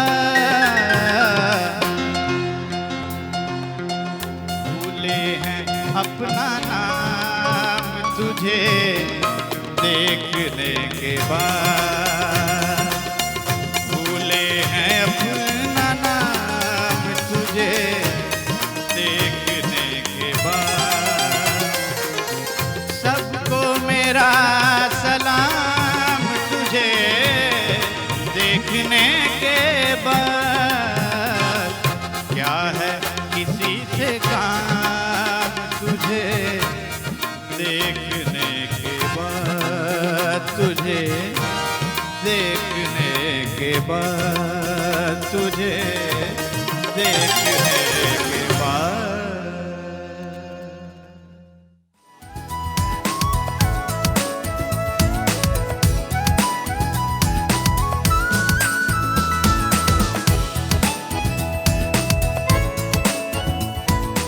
जी ख़वातीन ज़ात, हम आपको खुश आमदीद कहते हैं। Welcome back once again. आप लोगों के कमेंट्स बिल्कुल अगले सेगमेंट में, मुझे कार्ड रेडी है, बस यहाँ तक पहुँचना है और आप लोगों के नाम भी और मैसेजेस भी शामिल किए जाएंगे इंशाल्लाह। शेफ़ अनम भी जो हैं बिल्कुल फाइनल टचेस की तरफ जा रही हैं, प्रेजेंटेशन भी दिखाएंगे, रेसिपी की तरफ भी बढ़ेंगे और प्रोग्राम के आगाज़ से हमारे साथ हसनैन अकील भी मौजूद हैं। खूबसूरत उम्दा लाइव सिंगिंग, क्लासिकल मौसीकी और ब्रेक पर जाने से पहले अपने वालिद साहब की कॉम्पोजिशन जी बिल्कुल बड़े उम्दा तरीके से क्लैप हो जाए। थैंक यू, बहुत शुक्रिया। वो दिल से परफॉर्म कर रहे थे ना, जी बिल्कुल, एक इमोशनली टच भी आ जाता है और इस सेट का भी एक बरकत है और पीटीवी की है असल में। और पीटीवी की बिल्कुल बिल्कुल ऐसा ही है। बिल्कुल सही, बिल्कुल उम्दा जी, बहुत उम्दा। अच्छा जी, और मोहसिन जाफर साहब का प्यार भी है इसमें तो कोई शक की बात नहीं। बिल्कुल तो जी, अच्छा और बड़ों बुजुर्गों की दुआएं भी हैं। और ख़वातीनो ज़ात, हमारे प्रोग्राम के में ब्रेक के बाद हमारे जिस मोअज़्ज़ज़ मेहमान ने ज्वाइन किया नाउ, ये अगर मैं कहूँ कि वन ऑफ द पायनियर्स, इसलिए पायनियर्स के ऑर्गेनिक प्रोडक्ट्स पे इन्वेस्ट करना, बिजनेस को स्टार्टअप करना, ये आइडिया एक दौर में लोग on a very serious note इस राह की तरफ गामजन नहीं थे। मुख्तलिफ चीज़ों में तो लोग इन्वेस्ट कर लेते हैं, बिजनेस कर लेते हैं कि जी हमने ये करना है, अपना नफ़ा इतना होगा, इतना फ़ायदा होगा। लेकिन मेरे सामने जो मौजूद है मेरी मेहमान शख्सियत, इन्होंने ऑर्गेनिक प्रोडक्ट्स में इन्वेस्ट करने का सोचा और करते करते करते नाउ ही इज़ माशाल्लाह one of the main and a very big known name. और ये एक ऐसी कंपनी के सीईओ हैं और फाउंडर हैं जो ऑर्गेनिक प्रोडक्ट्स के हवाले से बहुत सा काम करी है। हम स्किन की बात करें, नेल्स की बात करें, हेयर की बात करें, इनके प्रोडक्ट्स अपनी मिसाल आप हैं। हमारे साथ मौजूद हैं नजम मज़ारी साहब। अस्सलाम वालेकुम। जी वालेकुम सलाम जी। हाउ आर यू सर, कैसे? अल्हम्दुलिल्लाह जी, शुक्रिया जी। Thank you so much. और एक और तारुफ इनका ये जो मुझे बहुत अच्छी बात लगी और ये मुझे अभी इन्होंने बताया, मैंने कहा प्रोग्राम के आगाज़ में बात भी ज़रूर करेंगे कि यूनिवर्सिटीज़ में जाते हैं काउंसलिंग करने के लिए, बच्चों को, यंगस्टर्स को, यूथ को गाइड कर रहे हैं किस तरह स्टार्टअप बिजनेस करने से। ये बड़ा अच्छा काम है जी। देखिए, हमारे मुल्क का इस वक्त सबसे बड़ा जो अलमिया है, आप देखें इकोनॉमी की सिचुएशन ऐसी है कि अब हम लोगों को पहले तो बस कहा जाता है कि जी आपने जॉब करनी है, अब ज़रा बिजनेस की तरफ भी माइल किया जाता है। इवन कि आप अगर देखें HEC ने भी अब यूनिवर्सिटी को कहा गया है कि अपना एंटरप्रेन्योर सेंटर बनाए जहाँ पे आप ऐसे लोगों को बिजनेस करना भी सिखाएं। एक बच्चा ग्रेजुएशन होने के बाद अपना बिजनेस करना चाहिए, लेकिन उसमें ये बहुत सारे प्रॉब्लम्स मैं अक्सर स्टार्टअप्स में या अक्सर बच्चों में देखता हूँ कि वो जब बिजनेस, आपको पता है 99% बिजनेस फेल होते हैं, सिर्फ 1% बिजनेस सक्सेसफुल होता है। उसकी जो पीछे हमने काफ़ी रिसर्च की, R&D की, यूनिवर्सिटी के साथ मिल के, तो हमने ना 3-4 चीज़ों पे उसका खुलासा निकाला कि असल मसला कहाँ पे आ रहा है। एक तो ये कि हम ना लोगों को देखते हैं कि कोई बंदा भी अगर सक्सेसफुल है, किसी भी आपको रियल स्टेट में हो या फर्नीचर की इंडस्ट्री में हो या लेदर की या मीडिया इंडस्ट्री में कोई भी बंदा हो, तो बंदा कहते हैं यार ये अगर इतना कमा रहा तो मैं भी कमा लूँगा। लेकिन आप अपना पैशन नहीं देख रहे। आप अपना पैशन भी तो डिस्कवर करें ना, कि आप तो ठीक है आप उसे सब बनना चाहते हैं, लेकिन उसे बनने के और भी बहुत सारे तरीके होते हैं। आप लाजमी नहीं कि आप सिर्फ फर्नीचर का बिजनेस करेंगे तो आप अमीर बनेंगे। आप लेदर में भी जा सकते हैं, आप शूज़ में भी जा सकते हैं, आप अपैरल इंडस्ट्री में आ सकते हैं, आप स्किन केयर में जा सकते हैं, मेकअप इंडस्ट्री, बहुत सारी इंडस्ट्रीज़ है। तो हमेशा मैं जब भी स्टूडेंट से मिलता हूँ, स्टार्टअप से मिलता हूँ, स्टूडेंट्स को मिलता हूँ, हमेशा उनको 4 चीज़ें कहता हूँ। मैं कहता हूँ बेटा, अगर आपके काम में, आपकी फील्ड में, आपकी डोमेन में अगर ये 4 चीज़ें होंगी तो आप सक्सेसफुल हैं। अगर इनमें से एक चीज़ भी मिसिंग है ना, तो मेरी शर्त लगा लें, शुरू में आपको टेम्परेरी सक्सेस मिलेगी, आगे जाके आपको फेलियर ही मिलेगा, लॉन्ग टर्म नहीं होगा। Long term number. और ये बाकायदा पूरी रिसर्च R&D जापान में भी हो चुकी है, क्योंकि most successful country, most richest country जो इस वक्त अमेरिका नहीं, वो जापान है इस वक्त, और सबसे ज़्यादा लोग खुश भी वहीं पे रहते हैं। सक्सेस को सिर्फ आप पैसों से नहीं देखेंगे, आप एज वाइज भी देखते हैं। वहाँ के बिजनेसमैनों की एज ज़्यादा है अमेरिकन बनिस्बत है लोगों की, तो वहाँ पे 100 साल तो एक आम बंदा भी 100 साल की जिंदगी जीता है। बड़ी अच्छी बात की कि सक्सेस का मेयार सिर्फ आप दुनियावी लिहाज से पैसों की हद तक ना रखें, एक सेटिस्फैक्शन इनर भी होती है, सेटिस्फैक्शन भी होता है, और आपकी हेल्थ भी उसमें मैटर करती है, आपकी एज भी मैटर करती है। है कि आप किस एज तक जाते हैं। बिल्कुल। अच्छा जी, टिप नंबर 1 जो जी, नंबर 1 होता है कि जो भी आप दुनिया में काम करते हैं, बेशक वो कोई बिजनेसमैन है या कोई जॉब होल्डर है, नंबर 1 आपने देखना है कि आपको पैशन होना बहुत ज़रूरी है। आप जो भी काम करें आप उसको शौक होना चाहिए, ये नहीं कि वो बंदा कामयाब है तो मैं भी हो जाऊँगा। Passion number 1। दूसरी चीज़ ये कि आप जो भी काम करते हैं ना, आप उस डोमेन के आपका एक्सपर्ट होना बहुत ज़रूरी है। कम से कम अगर आप टॉप नंबर 1 पे नहीं आ सकते तो नंबर टॉप 10 में तो आप आए। ओके। कम से कम फॉर एग्जांपल अगर कोई बंदा फर्नीचर बना रहा है तो अगर मैं गूगल पे भी जाके सर्च करूँ ना कि टॉप 10 मैन्युफैक्चर फर्नीचर इन लाहौर, तो उन 10 में आपका नाम होना चाहिए। ओके। क्योंकि ये 10 होना बहुत ज़रूरी है। वैसे एक दरमियान मुझे एक चुटकुला सा याद आ गया, वो किसी ने मैं गूगल में था कि गूगल भी टॉप 10 ही दिखाता है आपको। हाँ। वो कहते जी अगर कोई डेड बॉडी छुपानी हो तो कहाँ छुपाए, तो कहते जी गूगल के दूसरे पेज पे यानी दूसरे पेज पे कोई नहीं जाता, यानी गूगल पे भी अगर वो सर्च करते तो टॉप 10 को ही देखते हैं, फर्स्ट उस पे देखते तो हैं। फर्स्ट ये होता है कि आपका पैशन होना बहुत ज़रूरी है। दूसरा कि आप कोई भी चीज़ करते हैं आपका उसका एक्सपर्ट होना बहुत ज़रूरी है। तीसरी चीज़ ये कि आपका जो बिजनेस आप काम करते हैं उसमें प्रॉफिटेबिलिटी भी होना चाहिए। पैसा बहुत ज़रूरी है। हमारे यहाँ माशरे में अक्सर पैसे को लाइक नहीं किया जाता। अगर हम कहीं प्रॉफिटेबिलिटी की बात करें तो लोग अक्सर बात करते हैं कितना लालची इंसान है, सिर्फ पैसों की बात करता है, लेकिन आप देखें ना पैसों से हमारी ज़िंदगी का पूरा सर्कल चलता है। लेकिन प्रॉफिटेबिलिटी में कता कलामी की माफी, लाइक इन्वेस्ट करने के लिए नहीं पैसे कि आप जो काम करें उसमें पैसा प्रॉफिट होना चाहिए। बहुत से लोग ऐसा काम कर रहे हैं, वो कह रहे हैं कि जी हम ये काम इसलिए करते हैं क्योंकि मुझे इसका शौक है, लेकिन आगे वो पैसा नहीं जनरेट कर सक रहे होते। यानी फॉर एग्जाम्पल मैं कहता हूँ किसी को अगर क्लोथिंग का शौक है और कपड़ों का बिजनेस कर रहा है, वो इसलिए किए जा रहा है कि उसको सिर्फ शौक है, लेकिन वो प्रॉफिट नहीं दे रहा और वो बिजनेस ब्रेक इवन कर रहा है, वो ब्रेक इवन कर रहा मसा-मसा है। fixed एक cost टाइम पे पूरी कर आके रहा है। आप एग्जॉस्ट हो जाएंगे क्योंकि आपका घर का किचन भी तो आपने चलाना है ना। True, तो true. पैशन को भी देखें और आगे जो है प्रॉफिटेबिलिटी को भी देखें। ओके। जैपनीज कौम कभी वो काम नहीं करती जिसमें पैसा ना हो, वो हमेशा उस काम में देखती हैं, ऐसे बिजनेस में ऐसी जॉब करते हैं जिनमें उनको पता है मुझे यहाँ से पैसे भी आते हैं, पैशन भी मेरा हो गया, मैं उस डोमेन का एक्सपर्ट भी हूँ और मुझे प्रॉफिटेबिलिटी भी आ रही है। और चौथा चीज़ बड़ी इंपॉर्टेंट है कि आप ऐसा प्रोडक्ट, ऐसी सर्विस, ऐसी इंडस्ट्री में जाएं जिसको सोसाइटी की ज़रूरत हो। ओके, बहुत सारे डिमांड हो, सोसाइटी की नीड भी है, यानी कभी कभार टेम्परेरी एकदम से डिमांड जनरेट होती है, बाद में इंडस्ट्री इफेक्ट होती है। तो आप ऐसा प्रोडक्ट, ऐसी सर्विस, ऐसा काम करें जो आप कहेंगे यार क़यामत तक ये काम रहेगा। तो आपने जो ऑर्गेनिक प्रोडक्ट्स में जिस दौर में स्टार्ट किया, उस दौर में if I am not wrong आपने किस तरीके से किया, सर्वे किया? ये बड़ा रिस्की काम था उस वक्त, तो बिल्कुल भी मतलब मेरा नहीं ख्याल। ऑर्गेनिक तो जो प्रोडक्ट्स है ना वो ऑलरेडी मार्केट में थे, हमारा जो ब्रांड है समझे कि उसका काम हो रहा था। हमने बस क्या किया, जो आपका ये आपके पुनसार स्टोर्स होते हैं ना, हमने इसको मॉडर्नाइज कर दिया, उसको अच्छी पैकिंग में कर दिया। लोग पुनसार जाते हुए घबराते थे, डरते थे कि पता नहीं क्या प्रोडक्ट है, कैसा है। हमने कहा कि अच्छा लोगों को डर खत्म करते हैं, जिस तरह एक बड़े ब्रांड्स पैकिंग लेबलिंग करते हैं, हम उन्हीं प्रोडक्ट्स को उठा के एक अच्छी पैकिंग डिजाइनिंग करके मार्केट करेंगे। तो हमने मार्केट कहते कि मार्केट की डिमांड थी, प्रॉफिटेबिलिटी भी है, इसके अलावा लोगों को ज़रूरत भी है। हेल्थ की प्रोडक्ट जितने भी हमारे पास 200 के करीब हर्ब्स हैं, लोग उसको यूज़ करते हैं। और इसमें मुझे क्योंकि पैशन भी था तो मैं अपने काम में भी देखता हूँ कि मुझे मेरी ये चारों चीज़ें हैं, इसलिए मेरा काम जो है वो अच्छा लगा। लेकिन शुरू में ब्रेक इवन था या लॉस का भी देखिए सामना शुरू करना पड़ा? में जब मैं क्योंकि आई एम सॉरी टू से, मैं कता कलामी की दोबारा माफी, क्योंकि कहते हैं कि जब आप बिजनेस स्टार्ट करते हैं ना तो आपने उससे नहीं करना कि आपको पहले साल में प्रॉफिट मिल जाएगा, आपको मार्जिन रखना चाहिए कि शुरू में हो सकता है स्टार्टअप बिजनेस है तो लॉस भी। देखिए शुरू में तो सिर्फ आपको स्टडी करनी पड़े, जो भी आप काम करें। मैंने टॉप 10 एक्सपर्ट्स का क्यों कहा, पहले तो आपने देखना है कि इस वक्त फील्ड मार्केट में कौन लोग हैं, पहले तो जाके उनके शागिर्द बने, पहले तो उनसे काम सीखा। अगर वो आपको शागिर्द नहीं बनाते तो आप खुद ही उस काम शुरू कर दें, देखें छोटे लेवल से स्टार्ट करें। जैसे मैंने भी अपना काम स्टार्ट किया था, मैं अक्सर इंटरव्यूज में बताता हूँ, तो मैं नीचे कारपेट पे बैठ के हम काम किया करते थे, यानी टेबल चेयर के पैसे भी नहीं थे। तो लोग जब पूछते कि हम नीचे क्यों बैठते, तो मैं कहा यार ये तो जॉइंट्स के लिए, घुटनों के लिए अच्छा है, सुन्नत भी है, तो हमें नीचे बैठना चाहिए। टैकल करने के लिए कुछ ना कुछ बहाने बनाते थे, यानी उस लेवल से हमने स्टार्ट किया। देखो ख़वातीन साथ मैं ये सवालात आप लोगों के इसलिए करी हूँ कि बहुत सारे बच्चे ऐसे हैं, इवन बच्चे नहीं, यंगस्टर्स जितने भी हैं ऑडियंस, ये छोटी छोटी टिप्स होती हैं कि जितने भी लोग अकम्पलिश्ड हैं वो आपको टिप्स देंगे तो that can help you out in a long way. अच्छा सर, मैं ये ज़रूर बात करते हुए, पूरी दुनिया में ऑर्गेनिक प्रोडक्ट्स का बड़ा एक रुझान है, पाकिस्तान में भी अब ये शऊर तो बहुत बेदार हो गया। इसका ज़्यादा जो ट्रेंड है ना वो कोविड के बाद है, जब लोगों को हेल्थ के इश्यूज़ आए हैं और जो उसमें मेडिकल इंडस्ट्री थी वो उस तरह से सक्सेसफुल नहीं हुई, वो फेल हुई कोविड में। अभी तक ना कोई इसकी वैक्सीनेशन आई, ना टेस्ट सही निकल रहे हैं, तो सारे लोग ना फिर ऑर्गेनिक पे शिफ्ट हुए कि चलो कम से कम हम अपनी इम्यूनिटी तो बिल्ड कर लें। अब आपकी इम्यूनिटी बिल्ड है तो हम सब हयात हैं, इस वक्त जिंदा है, कोविड से हम बच गए क्योंकि हमारी इम्यूनिटी अच्छी थी। तो इम्यूनिटी का जो अगर आप उसको बेहतर करना चाहते हो तो ऑर्गेनिक प्रोडक्ट सही हैं। आप उसी तरह जैतून का इस्तेमाल करें, कलवंजी का इस्तेमाल करें, जो भी चीज़ आप खाएं, मैं हमेशा लोगों को कहता हूँ कम खाएं पर मयारी खाएं, ज़्यादा खाने की जरूरत नहीं, थोड़ा ही खाएं। दिन में बेशक अगर आप 3 टाइम खाने, आप दिन में 1 दफ़ा खाना खाएं, लेकिन वो जो 1 टाइम का खाना खा रहे ना वो बड़ा मयारी और खालिश ग़िज़ा खाएं। आप देखें मोरिंगा जो है लोकल प्लांटर, उसकी डिमांड ऐसी है। और मैं ज़रूर ये बात करते हुए हमारी जो लोकल जड़ी बूटियाँ हैं, हर्ब्स हैं, हमारे तो हर्ब्स की क्या बात है, अगर उसको सही तरीके से यूटिलाइज किया जाए तो मेरा नहीं ख्याल। ये जो हल्दी दूध एंटी कैंसर है, हल्दी हर घर में मौजूद है, अगर रात को आप हल्दी दूध पिएं तो वो कैंसर आपसे दूर रहेगा। इस तरह के अगर जिंजर को आप कहें डाइजेस्टिव सिस्टम के लिए अच्छा है, इस तरह बहुत सारे हर्ब्स हैं। चिया सीड है, वो वेट लॉस में उसका बड़ा अभी रोल है। मोरिंगा जिसको हम स्वांजना कहते हैं, वो सुपर फूड है, वो वर्ल्ड टॉप 10 फूड्स में आता है। और उसकी सबसे बेस्ट स्पीशीज होते हैं वो ओलिफेरा है, और हमारी खुशकिस्मती है कि वो पाकिस्तान में ही होता है, सिर्फ ओलिफेरा, इसके अलावा और कहीं नहीं होता।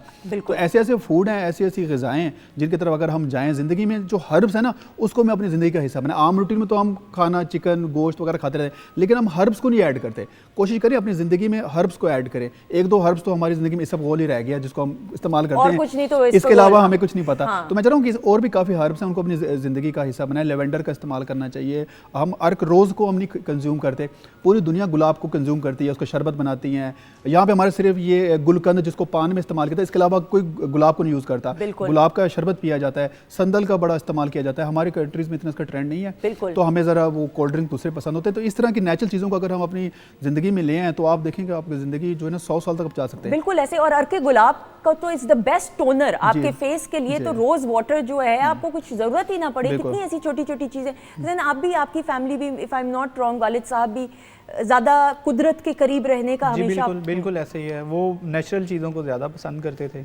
ऐसे ही हमारी फैमिली में भी यही ट्रेंड है। ज़्यादातर हम ये कॉस्मेटिक और इस तरह की चीज़ों को से अवॉइड ही करते हैं। इवन अभी भी वो पफ लगवाते हुए मुझे थोड़ा हेजिटेशन हो रही थी। बिल्कुल सही। तो नेचुरल चीज़ों की तरफ ही हमारा रुझान है। बल्कि अबू तो जो है वो बादाम का रगड़ा वो लगवाना हमसे भी, और इस तरह की नेचुरल चीज़ें मतलब उनका इंटेक रखते थे। बिल्कुल सही, बिल्कुल सही। और आपको अब मुझे ऐसा लगता है कि मुझे तो इस स्टेज पे ज़िंदगी के आके अब ये रियलाइज़ होता है कि अब हम बड़े बुजुर्गों को जो देखते हैं कि सुबह सवेरे अभी भी इतने, मेरे घर के पास पार्क है, उसमें बड़े बुजुर्ग जो हैं नेबरहुड के जो हैं आस पड़ोस के लोग, वो सुबह सुबह वॉक कर रहे होते हैं। एक हेल्दी लाइफस्टाइल जो है ना नजम साहब, मेरे ख्याल में ये की है टू सक्सेस। देखिए हमेशा कहते हैं जो ज़्यादातर जो पोर्शन होता है ना एक्सरसाइज जो है ना वो 20-30% है, 70% आपकी डाइट फूड है। बिल्कुल सही। अगर वो लोग जो कहते हैं जी हम बिजी हैं, हमारे पास एक्सरसाइज का टाइम नहीं है, तो कोई मसला नहीं, आप 30% स्किप करें। जो 70% आपकी डाइट है फूड, उस पर तो कवर आप तो बेहतर फूड ले सकते हैं। आप जैसे कि कोई आम कोल्ड ड्रिंक पीने से अच्छा आप सत्तू का इस्तेमाल कर लें।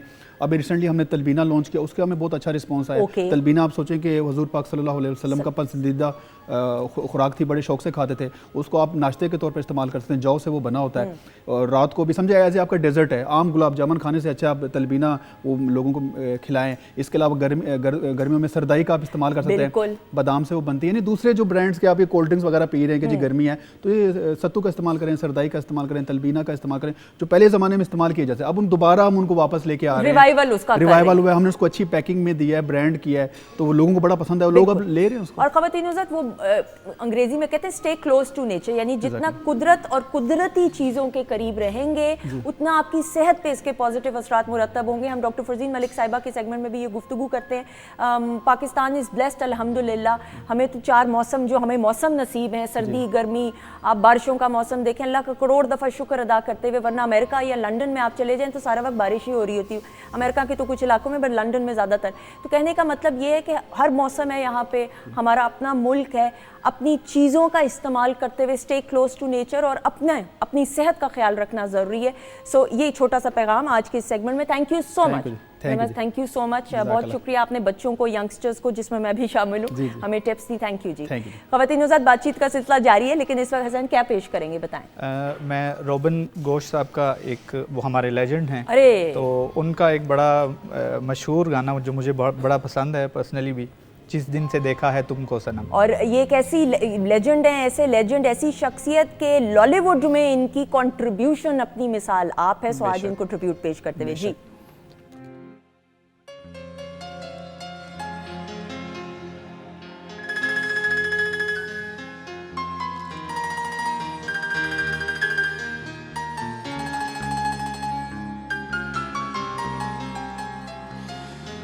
जिस दिन से देखा है तुमको सनम, बेचैन रहते हैं उस दिन से हम, लगता है ऐसे खुदा की कसम, तुम मेरे हो, तुम मेरे हो, सावन है बरसात होती नहीं, खुल के कोई बात होती नहीं, कैसे बताऊं ये तुमको सनम। तुम मेरे हो, तुम मेरे हो।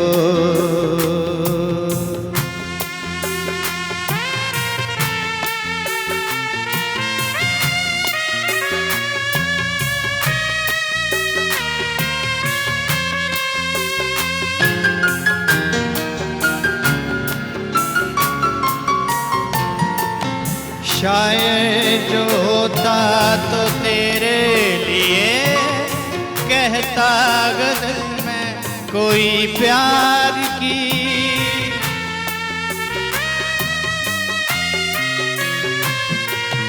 होता मुसव्विर तो अपने लिए मूरत बनाता रुखे यार की, तस्वीर तेरी बनाता मैं सारे जहां को दिखाता मैं, पर क्या करूं कि मुसव्विर नहीं है, बदनसीबी के शायर नहीं, कैसे बताएं ये तुमको सनम, तुम मेरे हो,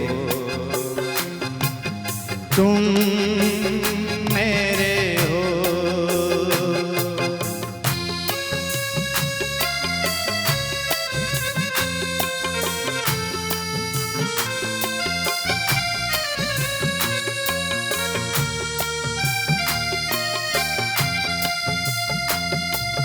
रातों को करवट बदलते हैं हम, शम्मा की मानिंद जलते हैं हम,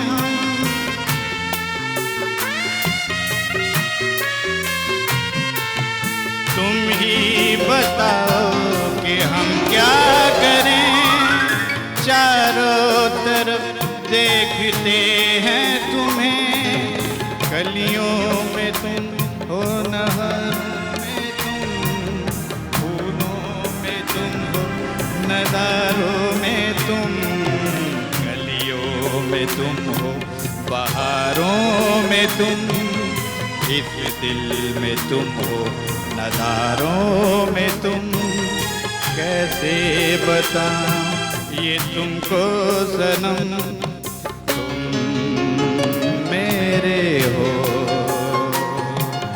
तुम मेरे हो। जिस दिन से देखा है तुमको सनम, बेचैन रहते हैं उस दिन से हम, लगता है ऐसे खुदा की कसम, तुम मेरे हो, तुम मेरे हो, तुम मेरे हो।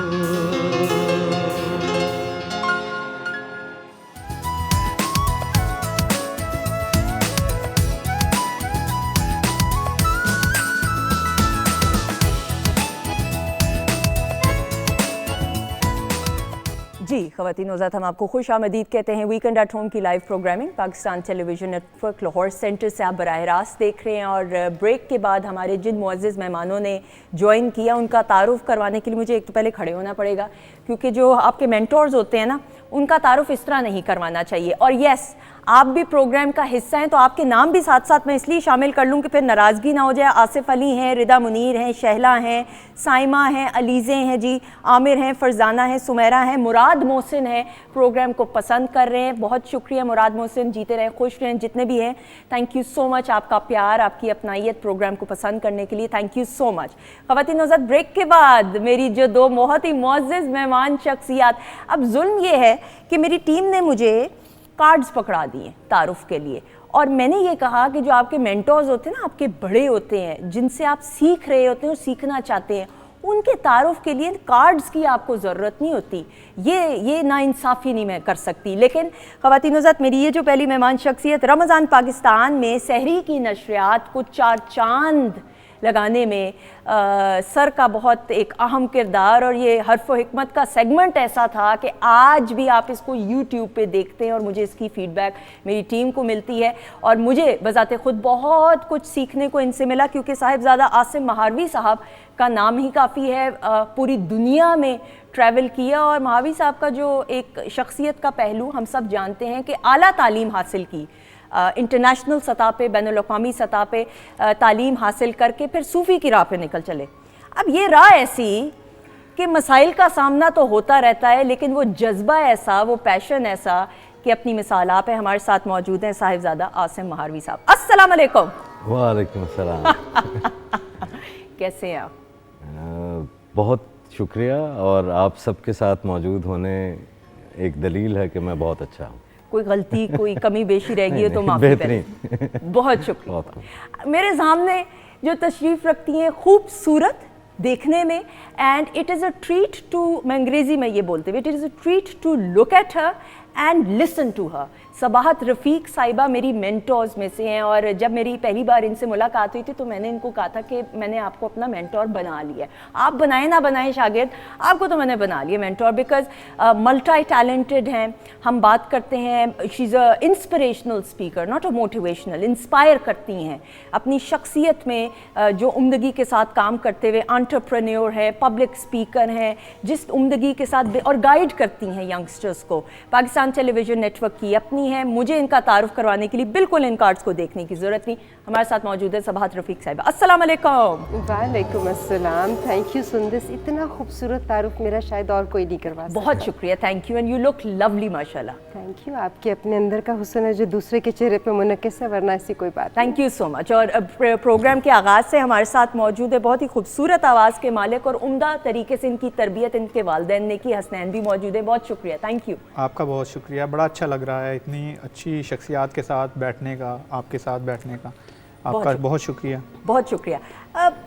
सर, मैडम, दोनों से गुफ्तगू का आगाज़ करते हुए, गो कि हम इंसाफ इस नशिस्त में नहीं कर सकेंगे, लेकिन जितना हम, सर आपसे चलें आगाज़ करते हुए। तालीम की जब हम बात करते हैं महावी साहब, एक तो दुनियावी तालीम होती है, हमने डिग्रियां हासिल कर ली, हमारे पैशन होता है PhD कर लो, MPhil कर लो, डॉक्टर बन जाओ। रूहानी भी तो तालीम होती है, उसकी कितनी अहमियत है शख्सियत को मुकम्मल करने में? मेरे ख्याल में ये जो हम दुनियावी और उखरवी की बहस में लग जाते हैं, ऐसा नहीं होता। दीन दुनिया के लिए है, और दुनिया भी रूह के सफ़र के ही एक हिस्से का नाम है। तो अनफॉर्चुनेटली मादियत की वजह से हम लोगों ने इसको दो हिस्सों में तकसीम कर दिया है, जबकि हज़ारों सालों से इंसान ने इन दोनों चीज़ों को इकट्ठा चलाया है। वाह। तो अभी आपके वो पिछले सेक्शन में बात हो रही थी, तो मैं ऊपर बैठा मोहसिन साहब के साथ सुन रहा था, तो वो आपने ऑर्गेनिक फूड और उसके ऊपर किया, तो मैं ये सोच रहा था कि यार ऑर्गेनिक इंसान कब सामने आएगा? वाह वाह वाह वाह जी, क्या ये खुराक खाने से वो जो एक असली इंसान है वो आ जाएगा वापस? असली इंसान तो वो था कि जिसने अपने सफ़र का आगाज़ किया, और वो बच्चा था, वो रूठ जाता था और फिर फौरी मान भी जाता था। वो कोई अपने खिलौने लेता था तो किसी से बांट भी लेता था जी, जिसके दिल में कोई लालच, कोई कीना, कोई गसब कुछ नहीं था। वो ऑर्गेनिक इंसान था। तो ऑर्गेनिक तालीम की ज़रूरत है, मैं इसको यूँ कहूँ। बहुत बहुत खूबसूरत और और गहरी जो बात। ऑर्गेनिक तालीम है वो बड़ी मल्टी लेयर है जी। Intelligence is not limited to your reasoning faculty only. तो मुख्तलिफ़ किस्म की ज़हानतें हैं। ये जो हसनैन हमारे साथ बैठे हैं, तो ये एक म्यूज़िकल इंटेलिजेंस है जी, और ये म्यूज़िकल इंटेलिजेंस ही नहीं होती जब लोगों के अंदर, तो हम कहते हैं कि जी दिल दा तो बड़ा साफ है लेकिन ज़बान दा कौड़ा है। बिल्कुल सही। तो वो ज़बान का कौड़ा नहीं होता, वो जाहिल होता है, उसके अंदर म्यूज़िकल इंटेलिजेंस नहीं होती कि किस पिच पे, किस रिदम पे, किस हिफ्ज़े मरातब के तौर पर किसी से क्या बात करनी। बिल्कुल सही। अब वो बच्चा है तो वो ऑर्गेनिक तालीम है ना, तो बच्चा खेलता है जी, वो एक्टिव रहता है, तो काइनेस्थेटिक इंटेलिजेंस होती है कि ऑब्जेक्ट्स को कैसे मूव करना है। अब हमारे एमए वाले पढ़े हुए लोग भी हैं जी, और वो गाड़ी के टायर भी पंचर नहीं लगा सकते क्योंकि उनको वो काइनेस्थेटिक इंटेलिजेंस उसके अंदर है नहीं। जितने स्पोर्ट्समैन हैं ये सारे के सारे बड़े इंटेलिजेंट लोग हैं कि यार इतनी स्पीड से बॉल आती है और उसने रिवर्स स्विंग हो जाना है at a certain place to a certain degree. तो how much calculation and data sciences are involved in it. बिल्कुल सही जी। तो वो नहीं है। ठीक है। अब हमारे तालीमी इदारों में किराए के मकानों में बने हुए हैं, माँ सिवाय गवर्नमेंट की फैसिलिटीज़ के, तो काइनेस्थेटिक इंटेलिजेंस आ ही नहीं सकती, खेलने का मैदान ही नहीं है क्योंकि उसके वो पास। फैसिलिटीज ही नहीं, उनको किचन स्कूल्स हम कहते उसको हैं। जो है वो किचन स्कूल्स जो है वो किया हुआ है। और मेरे नज़दीक तो अब आज के इंसान के लिए आईटी भी एक ऑर्गेनिक तालीम जो है वो है जिसका लाजिम करार देना चाहिए। और मेरे ख्याल में आपके साथ जो तशरीफ़ मेरे सामने रखती हैं आईटी के हवाले से, इनसे बेहतरीन मैडम। लेकिन मैं महावी साहब की बात को ही आगे लेकर बढ़ते हुए, आप इस नज़रिए को, इसको किस तरीके से देखती हैं? ऑर्गेनिक तालीम, ऑर्गेनिक इंसान, और तालीम इंसान को बाशऊर भी बनाता है कि नहीं, है ये दो मुख्तलिफ चीज़ें? जो सर ने बात की है ना, बहुत खूबसूरत बात की है, और जो उसमें जो बुनियादी जुज़ है वो है एक तिफ़ल। अब तिफ़ल के अंदर और तालीम के अंदर एक बहुत मुश्तरक कदर क्या है? क्यूरियोसिटी। जब आपके अंदर तजस्सुस है तो तालीम वहीं से चलता है। हमारे यहाँ जो तालीमी निज़ाम है, बदकिस्मती से हम उस बच्चे को एक रट्टे वाले सिस्टम में जवाब बना कर दे देते हैं, जबकि तालीम को हासिल करने का और ऑर्गेनिक जो उसको एक्सपीरियंस करने का तरीका है वो तजस्सुस है। ये तजस्सुस है जो ईजाद की माँ है, तजस्सुस है जिससे अच्छे सवालात पैदा होते हैं, तजस्सुस है जिससे आपकी क्रिटिकल थिंकिंग और डिडक्टिव लॉजिक पैदा होती है। आपने एक बात कही कि खिर्द का, इश्क का, अकल का तो आपस में तनाव चलता ही रहता है, और उसका जो बैलेंस है मेरे ख्याल में वो तालीम है। और जो ऑर्गेनिक एक्सपीरियंस करना है तालीम को, मैं समझती हूँ वो शऊर का सफ़र है जो आप अपने अंदर से शुरू करते हैं। ख़ुद शनासी जो है वो पहला तरीका है, उसके बाद जग शनासी है, फिर आपका इरफान का रास्ता है। तो बिल्कुल ठीक कहा आपने कि ऑर्गेनिक तरीके से जब आप तालीम को एक्सपीरियंस करेंगे, तालीम अगर किताबों में है तो उसको तो शाह शम्स तबरेज़ ने कुएं में फेंक कर रूमी से सवाल किया था। तो सिर्फ़ किताब जो है, और अगर इल्म को जैसे हमने अब एक डेफिनेशन में कैद कर दिया तो ये ना कहना पड़ता कि इल्मो बस करी। तो जो इल्म को कैद कर देना है ये बज़ाते ख़ुद सबसे बड़ी कमज़ोरी है हमारी। हमने कैद कर दिया कि ये आईटी का इल्म है, ये फ़िलासफ़ी का इल्म है, ये पॉलिटिक्स का इल्म है। इल्म, इश्क और रब, मौला अली कहते हैं कि ये तीनों ही लामहदूद हैं, लामकान हैं। जब आप उनको महदूद कर देंगे तो आप उसके फ़वाइद से उस तक पहुंच ही नहीं सकते। बड़ी खूबसूरत इन तीनों चीज़ों तक पहुंचने के लिए, और असल में तीनों हैं ही एक। बिल्कुल सही। अल्लाह भी इश्क है, अल्लाह ही इल्म है, अलीम है ना। सुभान अल्लाह। ठीक है, सुभान अल्लाह। तो उसके दरवाज़े पे जो है, शहर पे जाने की जो शर्त है, आगे जो जाने की शर्त है, वो ये है कि सबसे पहले हम इस बात को माने कि ये लामहदूद है, वाह, ये लामकान है। इसको कैद मत करें मंतक में, इसको कैद मत करें सब्जेक्ट्स में। ये सब्जेक्ट्स इसलिए बनाए गए हैं कि जैसे इंसानों को एक दूसरे के साथ कबीलों में डिवाइड किया गया है, लेकिन ये पाबंदी नहीं है। आपको दोबारा सोचना पड़ेगा। अगर ये जो डिवीज़न है ये बेसिकली आई सुकरात के ज़माने में। सुकरात क्या करता था? अच्छे सवाल पूछता था, जिस तजस्सुस की हम बात कर रहे हैं। तिफ़ल की जो तालीम के साथ जो है वो यही चीज़ है, तजस्सुस, सादगी, और सिंपल सवाल पूछते थे, और कॉम्प्लेक्स से कॉम्प्लेक्स जो मामला था उसको हर जवाब के आगे एक और सवाल करते थे। वाह वाह वाह वाह वाह। सर, मैं महावीर साहब मुस्कुरा रहे हैं आप। जी जी।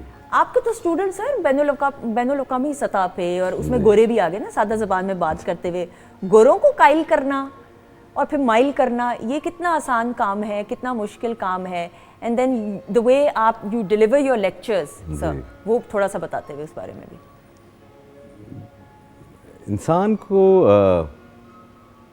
पढ़ाया नहीं जा सकता, एक तो ये है कि उसके अपने अंदर वो रियल सोर्स ऑफ नॉलेज है जिसका जिक्र बीबी फरमा रही थी अल अलीम की, तो वो तो एक ब्लूप्रिंट जो है वो आपके अंदर है। तो अब उसको उसकी रोशनी को बाहर कैसे लाना है कि ये जो आपकी अक्ल है ये अक्ल सलीम बन जाए, तो इसमें सबसे पहले तो उस इंसान को महसूस करना है जी। और महसूस करते हुए सबसे पहली चीज़ जो जाएगी वो एक ही होगी कि हर किस्म का तासुब आपसे चला जाएगा, ना रंग का रहेगा, गोरा तो है नहीं वो। बिल्कुल सही जी। वाह वाह। तो जब वो गोरा है नहीं मैं माजरत मैंने इधर ही इस्लाह कर ली, मेरी तरफ से माजरत है, बिल्कुल सही। नहीं हम तो एक नहीं मैं इधर ही ऑन एयर ही ताकि बिल्कुल सही, क्योंकि लोग राइज ये जुमले हैं तो इस वजह से करते मैंने हैं। तभी आपको अपना मेरे ख्याल में इंसान जब अपना दिल को अनलॉक करता है और इन तासुबात से बाहर आता है और एक्सेप्ट करता है अपने महबूब खालिक की मखलूक को, तो जिस तरह माँ को कोई नहीं पढ़ाता, कोई एक फॉर्मेट का लेक्चर तो माँ अपने बच्चे को नहीं दे रही होती जी, तो जैसे माँ को पता चल जाता है कि इस मौके पर क्या जवाब देना है बच्चे को, इसी तरह से वो दरवेशों के मुतालिक तो कहते हैं कि ये किसी सवाल का जवाब नहीं देते, ये सवाल करने वाले को जवाब देते हैं। वाह। क्योंकि जवाब अपनी हैसियत में कुछ नहीं होते, सवाल का ख़त्म हो जाना जवाब होता है। तो जहाँ पर जिसका सवाल ख़त्म हो जाता है उसके लिए वो जवाब है। अरे अरे अरे वाह वाह वाह। तो जब आप वो एवेलुएट कर लेते हैं, you just feel in the state of the other person who is asking the question, then answer comes forward. तो वो खुद ब खुद ही जो है वो आ जाया करता है। सर मैं कता कलामी की माफ़ी, मेरे जहन में अभी एकदम से ये सवाल आया, बाबा बुल्ले शाह इल्मो बस करियो यार, वो जो इल्मो बस करियो यार है वो बाबा जी उस तरह से नहीं कह रहे कि आपने किताबें बंद कर देनी, यही ये बात बिल्कुल सही, ये पहली सीढ़ी है।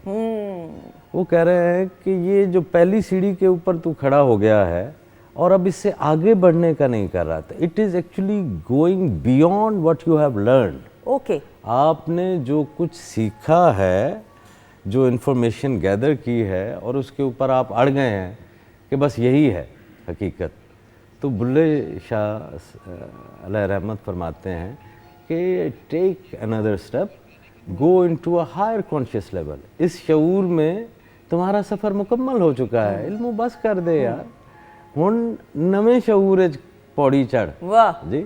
तो वो इल्म की मुखालफत नहीं है, उस इल्म से आगे ना बढ़ने के रवैये की मुखालफत है कि यार तू तो इतनी मेहनत कर आया, इतनी अल्लाह ताला ने तेरे ऊपर फजल किया और तुझे इल्म हासिल हो गया, अब यहाँ पे क्यों खड़ा है? अब नाशुक्री है यहाँ पे खड़ा होना, अब इससे आगे बढ़ना है। मैं इसमें अगर ऐड कर सकती, माफ़ी के साथ आपकी कता कलामी की बहुत माफ़ी चाहती हूँ और गुस्ताखी भी है, लेकिन बात ये है सुंदस के बाबा बुल्ले शाह सरकार या बाकी जो लोग कहते हैं जब इल्मो बस करियो यार का मतलब है कि इल्म को, जो मैंने पहले बात की, कैद नहीं करें। इल्म जो है मौजूदा इल्म का हसूल भी है मगर नए इल्म की तख्लीक भी है। तो तख्लीक के सफ़र को रोक देना जो है और उसको ये समझना कि अब मैं आलिम हो चुका हूँ, इसकी वो नफ़ी कर रहे हैं ताकि आपकी जो तजस्सुस की, तहकीक की, तजर्बे की और नए अलूम को तख्लीक करने का सफ़र है, इसको अगर आपने ख़त्म कर दिया तो आपने इल्म को रोक दिया। तो जहाँ बाबा बुल्ले शाह या बाकी लोग कहते हैं वो इस बात के लिए कहते हैं। दूसरा ये है कि हम बाज़ औक़ात मंतक में और ख़िर्द की गुंजलक में इतने उलझ जाते हैं कि हम वो लीप नहीं ले सकते, वो लीप नहीं ले सकते इश्क की, मोहब्बत की, रब की ज़ात की, ईमान की, जिससे नई सीढ़ी चढ़ी जा सकती है। सही। क्योंकि अकल तो कहेगी कि आग में मत कूदिए, तो इस बात की वो नफ़ी कर रहे हैं मेरे ख्याल से। इसको यूँ सुंदस बीबी तसव्वुर कीजिए कि एक पौधा है, ठीक है, और वो नाजुक सा पौधा है और वो एक एनवायरनमेंट में आ गया है जो उसके लिए एलियन है। तो अब आप क्या करते हैं कि उसकी हिफाजत के लिए एक बाड़ बनाते हैं ताकि ये जानवरों से भी महफूज रहे और इसके कोई पत्ते जो है वो भी ना उखाड़े, और वो फिर आहिस्ता आहिस्ता बड़ा होने लगता है।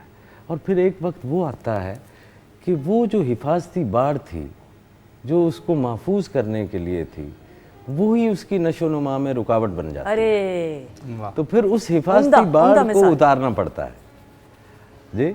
तो हिफाजती बाड़, या इसको आप यूं तसव्वुर करें कि आप एक गधे के ऊपर सवार हैं जी, और उस गधे ने आपको बहुत साथ दिया है, बहुत घाटियों में से आपको लेकर चला है, कई नदी नाले उसने क्रॉस किए हैं, और वो करता कराता बड़ी मुश्किलों से आपको उस महल के सामने ले आया है। वो महल जो इरफान इलाही का, आपके महबूब का एक आला शऊर का महल है, वहाँ तक ले आया है। और अब आप ज़िद कर रहे हैं वहाँ के खड़े दरबानों से कि मुझे इस गधे समेत महल के अंदर जाना है। तो वो दरबान कहते हैं कि मियाँ ये जो गधा है ये तुम्हारा साथी ज़रूर है जी, और तुम्हारा इसने बहुत साथ दिया है, लेकिन इसका साथ यहीं तक है। सही जी सही। अंदर जाने के लिए वो कहते हैं ना, अंदर की बात के लिए, तो वो मन की बात के लिए फिर वो गधे के से उतरना पड़ता है और आपको अंदर दाखिल होना वो पहला कदम खुद लेना पड़ेगा। वो खुद लेना पड़ेगा। बिल्कुल सही। मैडम सर ने, महावीर साहब ने बड़ी खूबसूरत बात, पहली नशिस्त जो हमने पहला सवाल किया, ऑर्गेनिक इंसान, ऑर्गेनिक तालीम, और उसमें आईटी का बड़ा एक अहम रोल। और आईटी की तालीम के हवाले से आपसे बेहतर कौन बता सकता है which is the need of time right now?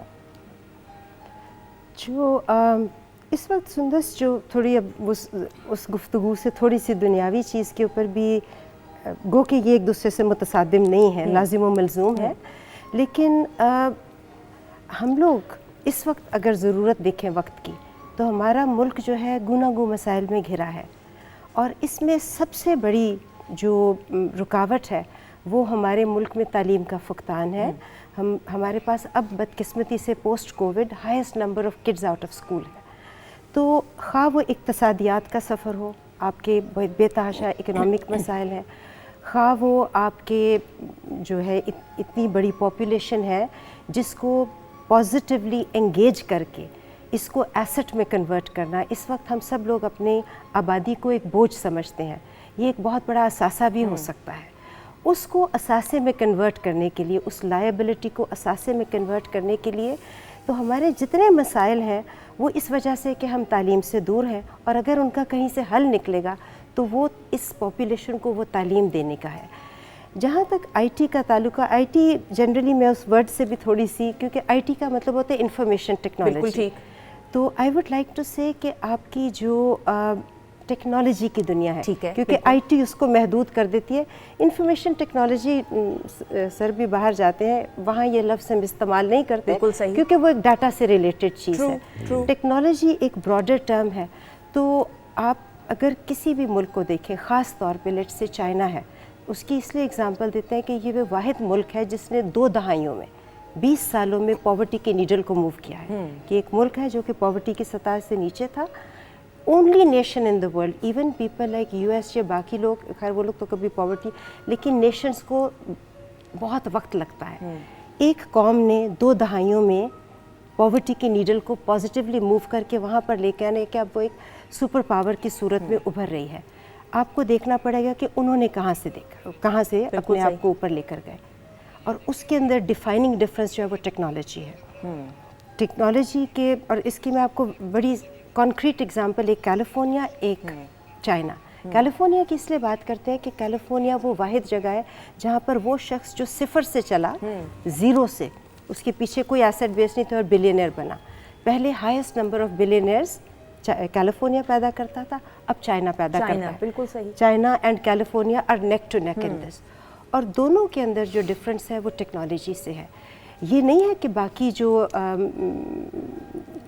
सनतें हैं वो अहम नहीं है, ये अहम इसलिए है क्योंकि ये वो सनत है जिसमें कैपिटल रिक्वायर्ड नहीं है, कि this is capitalism without capital. बाकी आपको कोई फैक्ट्री लगानी है, कुछ करना है, एक कसीर रकम रिक्वायर्ड है, टेक्सटाइल लगानी है, कुछ भी करना है। टेक्नोलॉजी वो फील्ड है जिसमें अगर आपके पास असासा नहीं है तो बग़ैर असासे के एक आम बच्चा ये तालीम हासिल करके दुनिया की स्टेज पे आ सकता है। डेल से लेकर आप जितने लोगों को देखिए, तो टेक्नोलॉजी इसलिए अहम है। और एक तो ये बात हो गई कि इसके अंदर ये कुव्वत मौजूद है कि ये आपको बहुत जल्दी बहुत मुनाफे के साथ बग़ैर कैपिटल के एक चांस देता है गुर्बत की नीडल को मूव करने वेरी का। वेल सेड, बिल्कुल सही। ठीक है। दूसरा इसमें अहम बात यह कि जो आपकी एग्जिस्टिंग भी सनतें हैं, टेक्सटाइल है, ये जो भी है, वो इसलिए बीमार है क्योंकि उन्होंने अपने आप को जदीद टेक्नोलॉजी से अपने आप को नेक्स्ट आरास्ता नहीं फेज किया। के लिए रेडी नहीं किया।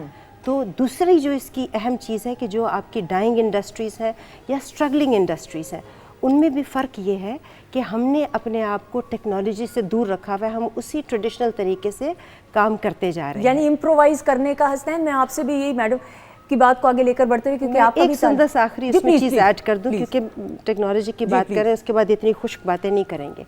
तीसरी नहीं, चीज़- ज़रूरी है, ऐसी बातें ज़रूरी हैं। बड़ी ज़रूरी है। तीसरी चीज़ ईजाद। आप जब तक कौमों में मुजिद नहीं बनेंगे, जो हम पहले बात कर रहे थे कि रब खालिक है, अगर आप उसको भी कनेक्ट करें तो जावेद नामा में इकबाल एंड में कहते हैं, वो उनकी गुफ्तगू हो रही है अल्लाह सुब्हाना ताला की ज़ात से, तो अल्लाह ताला उससे कहते हैं कि अगर तुमने मेरी क्रिएटिविटी नहीं ली तो तुमने मेरा कुछ नहीं लिया, मेरे लिए तुम काफिर हो। ये बहुत बड़ी बात है। बिल्कुल, तो बिल्कुल। ईजाद जो है वो बहुत ज़रूरी है। हमारी कौम में ईजाद नहीं है, तो आप ये 2-3 चीज़ों को जहन में रखिए कि टेक्नोलॉजी क्यों ज़रूरी है। और ये तख्लीक का सफ़र रब की ज़ात से ही जुड़ा हुआ है, टेक्नोलॉजी उसका एक एनेबलर है। बिल्कुल सही, वेरी वेरी वेल सेड, बिल्कुल सही। हसनैन, आपका भी ताल्लुक एक तालीमी इदारे से, और जी, बिल्कुल। तालीम की इम्पोर्टेंस और अहमियत पे गुफ्तगू करते हुए ये कितना ज़रूरी है। और अगेन, सिर्फ तालीम क्लासरूम की हद तक तो हम महदूद नहीं रख सकते कि हमने डिग्री हासिल कर ली तो बस अब हम तालीम याफ्ता हो गए। जी बिल्कुल, आप ठीक कह रही हैं, क्योंकि हमारा भी इंटरेक्शन ज़्यादातर पढ़े लिखे लोगों से आजकल की माशरे में जो हैं उनसे रहता है।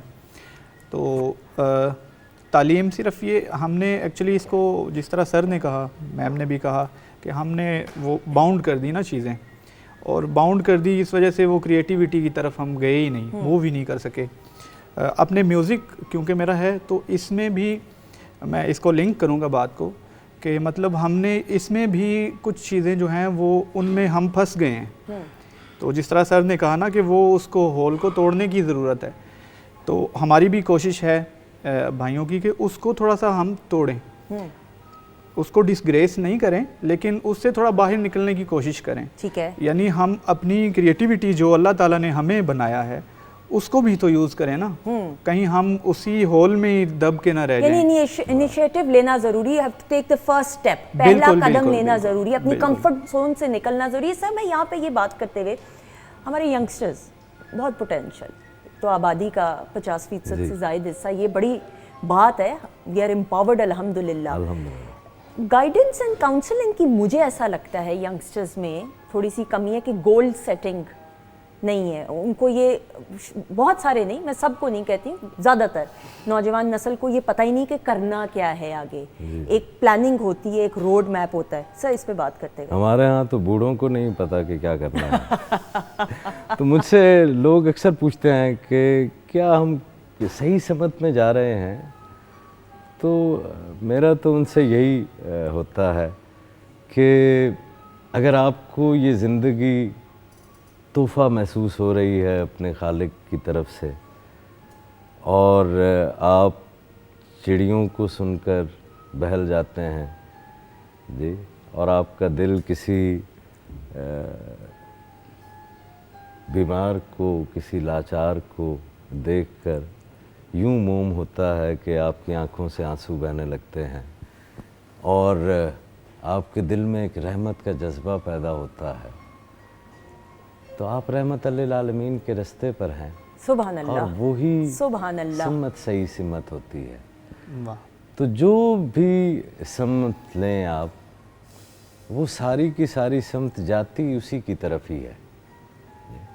तो whatever path they want to choose जी, कामयाबी और नाकामी है मकसद के हवाले से, कि अच्छे मकसद में नाकाम हो जाना एक बुरे मकसद में कामयाब हो जाने से कहीं बेहतर है। वाह। तो हमारी नौजवान नस्ल अपने मकसद का तयन जब कर ले और ये तहैया कर ले कि मैंने कुछ काम हैं जो नहीं करने हैं, मैंने पैसे को फ़ौक़ियत नहीं देनी है, अगर मेरा भाई बीमार है मुझे उसकी मदद को जो है वो फ़ौक़ियत देनी है। तो जब आप ज़रूरी और अहम, इन दो चीज़ों के माबैन फ़र्क कर लेते हैं। और जब आप ज़रूरियात और ख्वाहिशात, आपकी डिज़ायर्स और आपकी नेसेसिटीज़ जी, इनके दरमियान फ़र्क करना सीख लेते हैं तो ज़िंदगी आपकी आसान ही है। वाह, कुछ भी मुश्किल नहीं है। कहते हैं कि कनात वाला इंसान ही अमीर होता है। वो बिलियनियर जो अभी मज़ीद हासिल करने की जुस्तजू में लगा हुआ है, वो कहीं ना कहीं से अपने अंदर एक गुर्बत को महसूस कर रहा है जी। तो आपने अमीर होना है या आपने ज़्यादा मेहनत करके पैसे कमाने हैं? सही, बिल्कुल सही। तो ये तयन जो है वो है हमारा। हम लोग नाखुश माशरे में पैदा हुए हैं, इसीलिए मैंने कहा कि वो बच्चों की क्या बात करें, हम तो बड़ों की बात जो है वो करते हैं। तो अब बच्चा जो आँख खोलता है तो वो क्या देखता है कि माँ बाप ही एक दूसरे से खुश नहीं है, सास बहू से खुश नहीं है, वो भाई जो है वो भाई के साथ खुश नहीं है, स्कूल में चले जाते हैं तो हमारे उस्ताद हमसे खुश नहीं हैं जी, फिर हमारी रियासत हमसे खुश नहीं है, फिर हमारे जो उलमा हैं, जो हमारी रिलीजियस क्लर्जी है, वो हमसे खुश नहीं है। ठीक है, तो और साथ में ही एक यूँ तसव्वुर कर लिया है कि एक नाखुश खुदा है, लिहाजा उसकी मखलूक ने नाखुश ही रहना है। हमने अप्रिशिएट भी नहीं करते जी, हम फौरी तौर पे क्रिएटिविटी को स्नब कर देते हैं। कोई छोटा सा बच्चा कुछ भी कहे, चुप कर, तेनू की पता। बिल्कुल सही। वो डाल दिया, माँ ने डाल दिया, चुप कर बहू आ जाएगा। एक अनसीन का डर डाल दिया, बच्चे के सामने वो कभी कोई बला थी ही नहीं, आपने उस मासूम जहन में एक अनजाने का खौफ डाल दिया है। वो बड़ा भी हो गया तो धड़के के अंदर है। तो जब हमारे बड़े सीख जाएंगे कि ये जो छोटे हैं ये बुनियादी तौर पर वो तोहफे हैं जो हम आने वाले वक्तों के लिए छोड़ कर जाएंगे, तो क्या हम ये छोड़ कर जाना चाहते हैं? सही। आपने पोटेंशियल की बात तो की है और उसको तस्लीम भी करना चाहिए पोटेंशियल को, लेकिन हमारा जो ये पोटेंशियल है इस हालत में तो ये आपको कहीं नहीं लेकर जा रहा। इतना कंफ्यूज्ड, इतना नॉन क्रिएटिव जी, और इतना इमिटेटर जी, जो ना खुद होलिस्टिक है ना ऑर्गेनिक है, और जिसको खुद अपने होने पर एक शर्मिंदगी है और इस मुल्क में पैदा होने पर जो है वो एक यासियत का शिकार अपने आप को समझता है। तो यूं इस हालत में तो ये कोई पोटेंशियल नहीं है जी। जब तक कि हमारे वाली नस्ल जो है वो ज़िम्मेदारी का एहसास करते हुए इसको हम सहूलत नहीं देंगे, फैसिलिटेट नहीं करेंगे, तो इसके अलावा तो कहानी नहीं चलेगी। मैंने एक दफ़ा ख़वातीनों से थोड़ा सा म्यूज़िक इसको बंद आहिस्ता कीजिएगा ताकि गुफ्तगू। वासिफ़ अली वासिफ़ साहब की बड़ी खूबसूरत एक बात याद आई वासिफ़, और ये मैंने प्रोग्राम में पहले भी इसको आप लोगों के साथ शेयर किया। वासिफ़ अली वासिफ़ साहब ने से किसी ने पूछा कि इस दुनिया का खुश नसीब इंसान कौन है, तो वासिफ़ अली वासिफ़ साहब ने कहा कि इस दुनिया का सबसे खुश नसीब इंसान वो है जो अपने नसीब पर खुश हो। तो अपने नसीब पर खुश होना और ये समझते हुए, जानते हुए कि अल्लाह ताला ने हमें एक ऐसा मुल्क दिया है कि जो आपका अपना है, आपकी धरती माँ है, इसकी अहमियत ही को समझ लें तो मैं समझती हूँ कि क्या कुछ नहीं हम कर सकते। मैडम, चूँकि वक्त अब मुझे बार बार कहा जा रहा है, ये गुफ्तगू ये जुल्म सा है, नशिस्त का पता नहीं चलेगा, लेकिन मैं एक सवाल ज़रूर, एक लास्ट सवाल फिर महावी साहब से भी करूँगी। मैडम, जितना आपका यंगस्टर्स के साथ इंटरेक्शन है, आप इंटरेक्ट भी करती हैं, गाइड भी करती हैं, काउंसलिंग भी करती हैं, अब किस तरीके से बच्चों की, यंगस्टर्स की हम गोल सेटिंग कर सकते हैं कि वो किस तरीके से अपने आप को प्रोफेशनली इक्विप करें? इसमें सुंदस मैं समझती हूँ कि ये बहुत बहुत बहुत माफ़ी के साथ, क्योंकि मैं बिलीव करती हूँ कि जवानों को पीरों का उस्ताद कर। वाह। पीर जो है ना, हम अपना वक्त गुजार चुके हैं, और जवान में और बूढ़े में फ़र्क क्या है, और ये एक सोच का है, ये उम्र का नहीं है। माजरत के साथ हम पीर ही तो उसको उस्ताद नहीं होने दे रहे, इसलिए मैं कह रहा हूँ कि हम पीर अगर थोड़ी मदद कर दें। माजरत के साथ आप फरमाइए। क्योंकि ये अब मेरे कारवान ये बच्चे हैं, और मैं जब यूथ से इंगेज करती हूँ तो देखिए, कायनात में तस्कीन और सकूत को भेजना कि वो आपकी रूह को कनात में रखे, लेकिन उसके साथ साथ आपके अंदर एक शोला भड़कना चाहिए। वो शोला जो कि कुछ कर गुजरने के लिए है।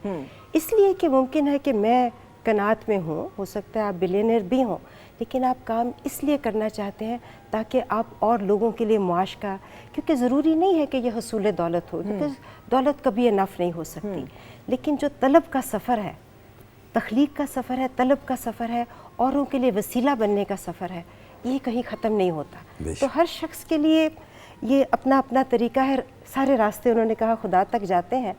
तो मैं ये समझती हूँ कि हमें यंगस्टर्स को कैद नहीं करना चाहिए कि तुम्हारी ये डायरेक्शन है। हम एनेबलर हो सकते हैं to help them discover themselves, लेकिन let them do what will define them. मैं अगर उनको आज डिफाइन करूँगी तो वो तो मुमकिन है मेरे ही सांचे में ढल जाए, और मेरा सांचा तो सभी कह रहे हैं कि नहीं चल रहा। मेरा सांचा फेल हो चुका है, उसने इस मुल्क को यासियत, कनूतियत, इसके अलावा कुछ नहीं दिया। तो इस नए सांचे को शऊर के सफ़र पे खुद चलने दें। एंड आई सी, अभी हम लोग गैल स्टेट का प्रोग्राम लेकर आ रहे हैं यहाँ पर, तो I engage talk to a lot of young people. यकीन करें कि जितनी उनमें एक तिश्नगी है, जितनी उनमें कुछ फायर है कुछ कर गुजरने की, इस डेस्परेशन के अंदर जहाँ लोग ये देख सकते हैं कि मुमकिन है हालात इतने ख़राब हो गए हैं तो बच्चों में कनूतियत फैली है, मैं बच्चों के अंदर एक जज्बा देखती हूँ, एक फायर देखती हूँ, एक जुनून देखती हूँ कि मैंने कुछ कर लेना है। मैं उनके अंदर ये भी देखती हूँ कि जो हमारी जनरेशन को सिखाया गया था तालीम जो है वो इंजीनियर है, डॉक्टर है, वकील है या CSS ऑफिसर है, इस चार के अलावा आप लूज़र हैं। ऐसा ही है बिल्कुल। अब ये चीज़ ख़त्म हो चुकी है और इस यूथ ने सीखा है कि सोशल एंटरप्राइज में, स्मॉल एंटरप्राइज में, किसी भी माश के चीज़ के अंदर वो शर्म नहीं महसूस करते, और वो उसके अंदर एक तख्लीक के सफ़र की तरफ है। और वो ये ज़रूर चाहते हैं, जहाँ तक वो हमारी तरफ देखते हैं तो मैं उनसे हमेशा कहती हूँ कि मेरी तरफ मत देखो, जब तक आप मेरी बनाई हुई सॉल्यूशंस की तरफ आएंगे, मैं आपकी अच्छी मेंटरशिप या अच्छी जो औलाद की तरबियत वो ये है कि आप उसकी सोच को फैसिलिटेट करें, कैद करके अपने ही एक नया क्लोन ना पैदा कर लें, क्योंकि मेरा क्लोन जो है, और इसीलिए मतलब मौला अली का भी कॉल है, हम तो मैं उनकी इसलिए इतनी बात करती हूँ कि इल्म के शहर का दरवाज़ा वो है। वो कहते हैं अपने बच्चों को अपने ज़माने का इल्म नहीं दो, अगले ज़माने का इल्म दो, जिस जनरेशन में उन्होंने रहना है। एक ज़माना था सुंदस कि जब तालीम जो थी, आप बहुत से साल भी पढ़ते रहते तो 50 साल बाद भी वही सिलेबस काम आ जाता था, क्योंकि नए इल्म की तख्लीक बहुत स्लो थी। तो आपने पढ़ लिया तो बहुत अरसे तक चलता था। अब हर दहाई में नया इल्म आ जाता है, नया सब्जेक्ट आ जाता है, नया फील्ड आ जाता है। बिल्कुल सही। तो आप अपने बच्चे को अगर कुछ दे सकते हैं तो वो ये दे सकते हैं कि आप उसे बताएं कि you need to have a life long relationship with education. ये मत समझो कि एजुकेशन कोई टर्मिनल डिग्री नहीं है कि अब मेरी तालीम हो गई। इसके साथ उम्र भर मुंसलिक रहो, तहकीक करते रहो, पढ़ते रहो।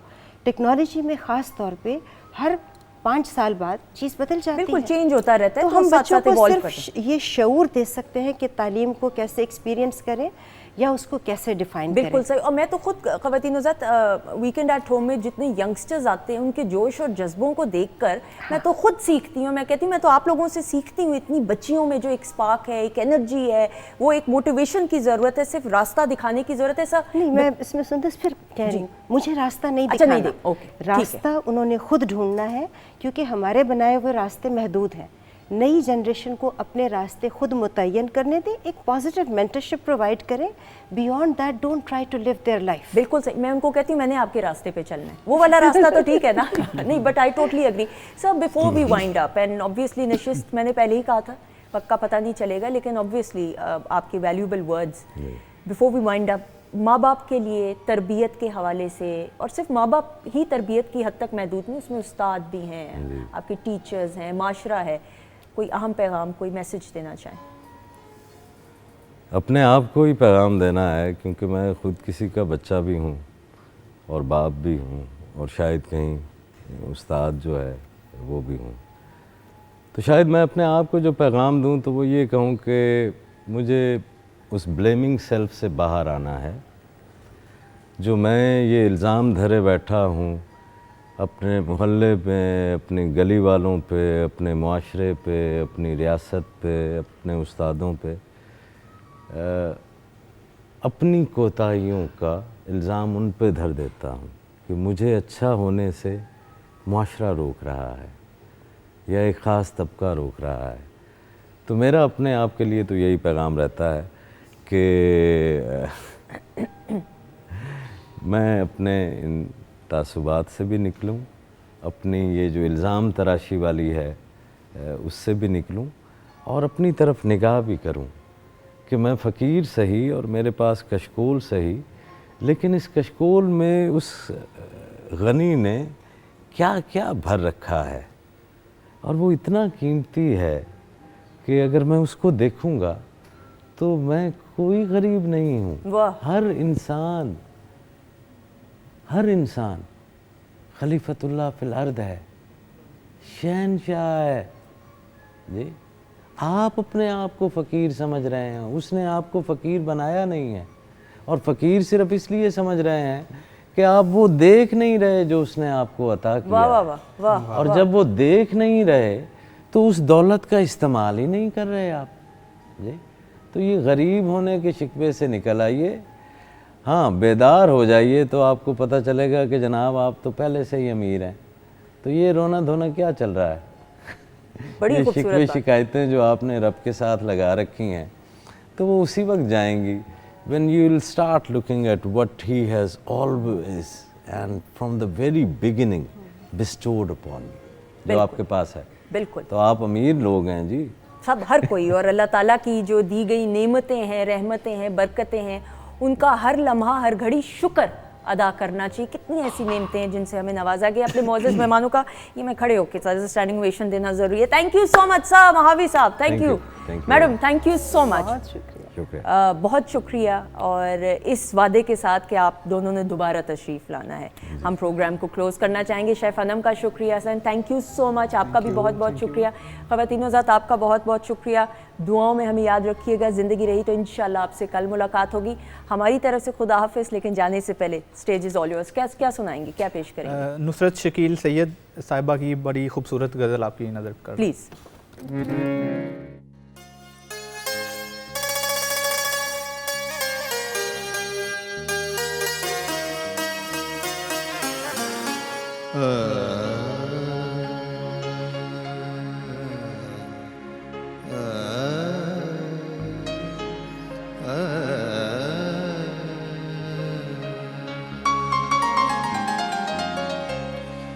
हुस्न है साथ तेरा, रंग उजालों जैसा। हुस्न है साथ तेरा, रंग उजालों जैसा। तेरे चेहरे पे सवेरा है कोई किरणों जैसा। हुस्न है साथ तेरा, रंग उजालों जैसा।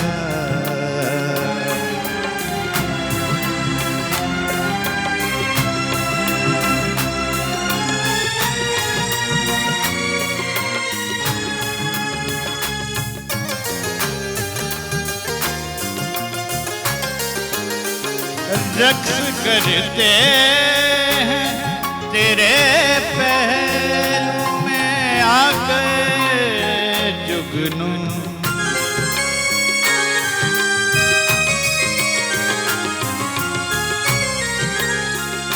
रक्स करते हैं तेरे पहलू में आकर जुगनू।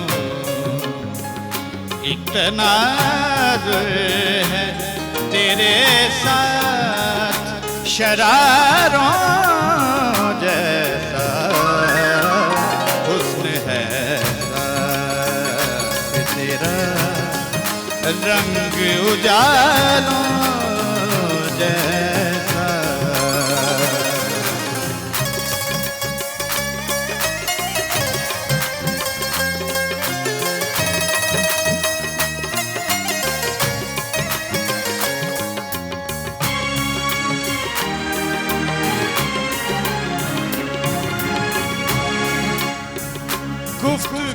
है कि है दरिया की रवानी कोई,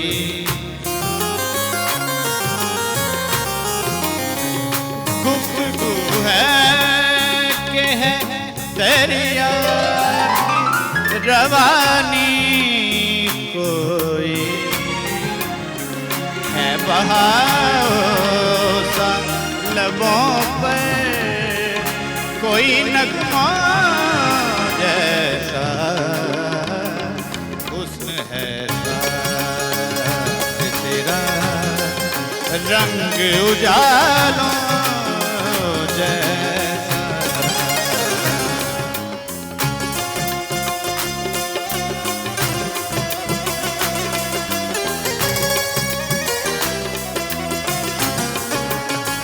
शफ़क़ पहने हुए नुसरत उसे देखा मैंने,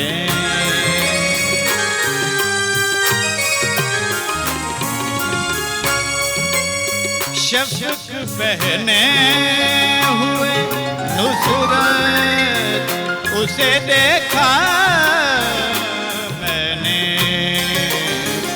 रंग रुख सार पे फैला है गुलाबों जैसा, हुस्न है साथ तेरा रंग उजालों जैसा, तेरे चेहरे पे सवेरा है कोई किरणों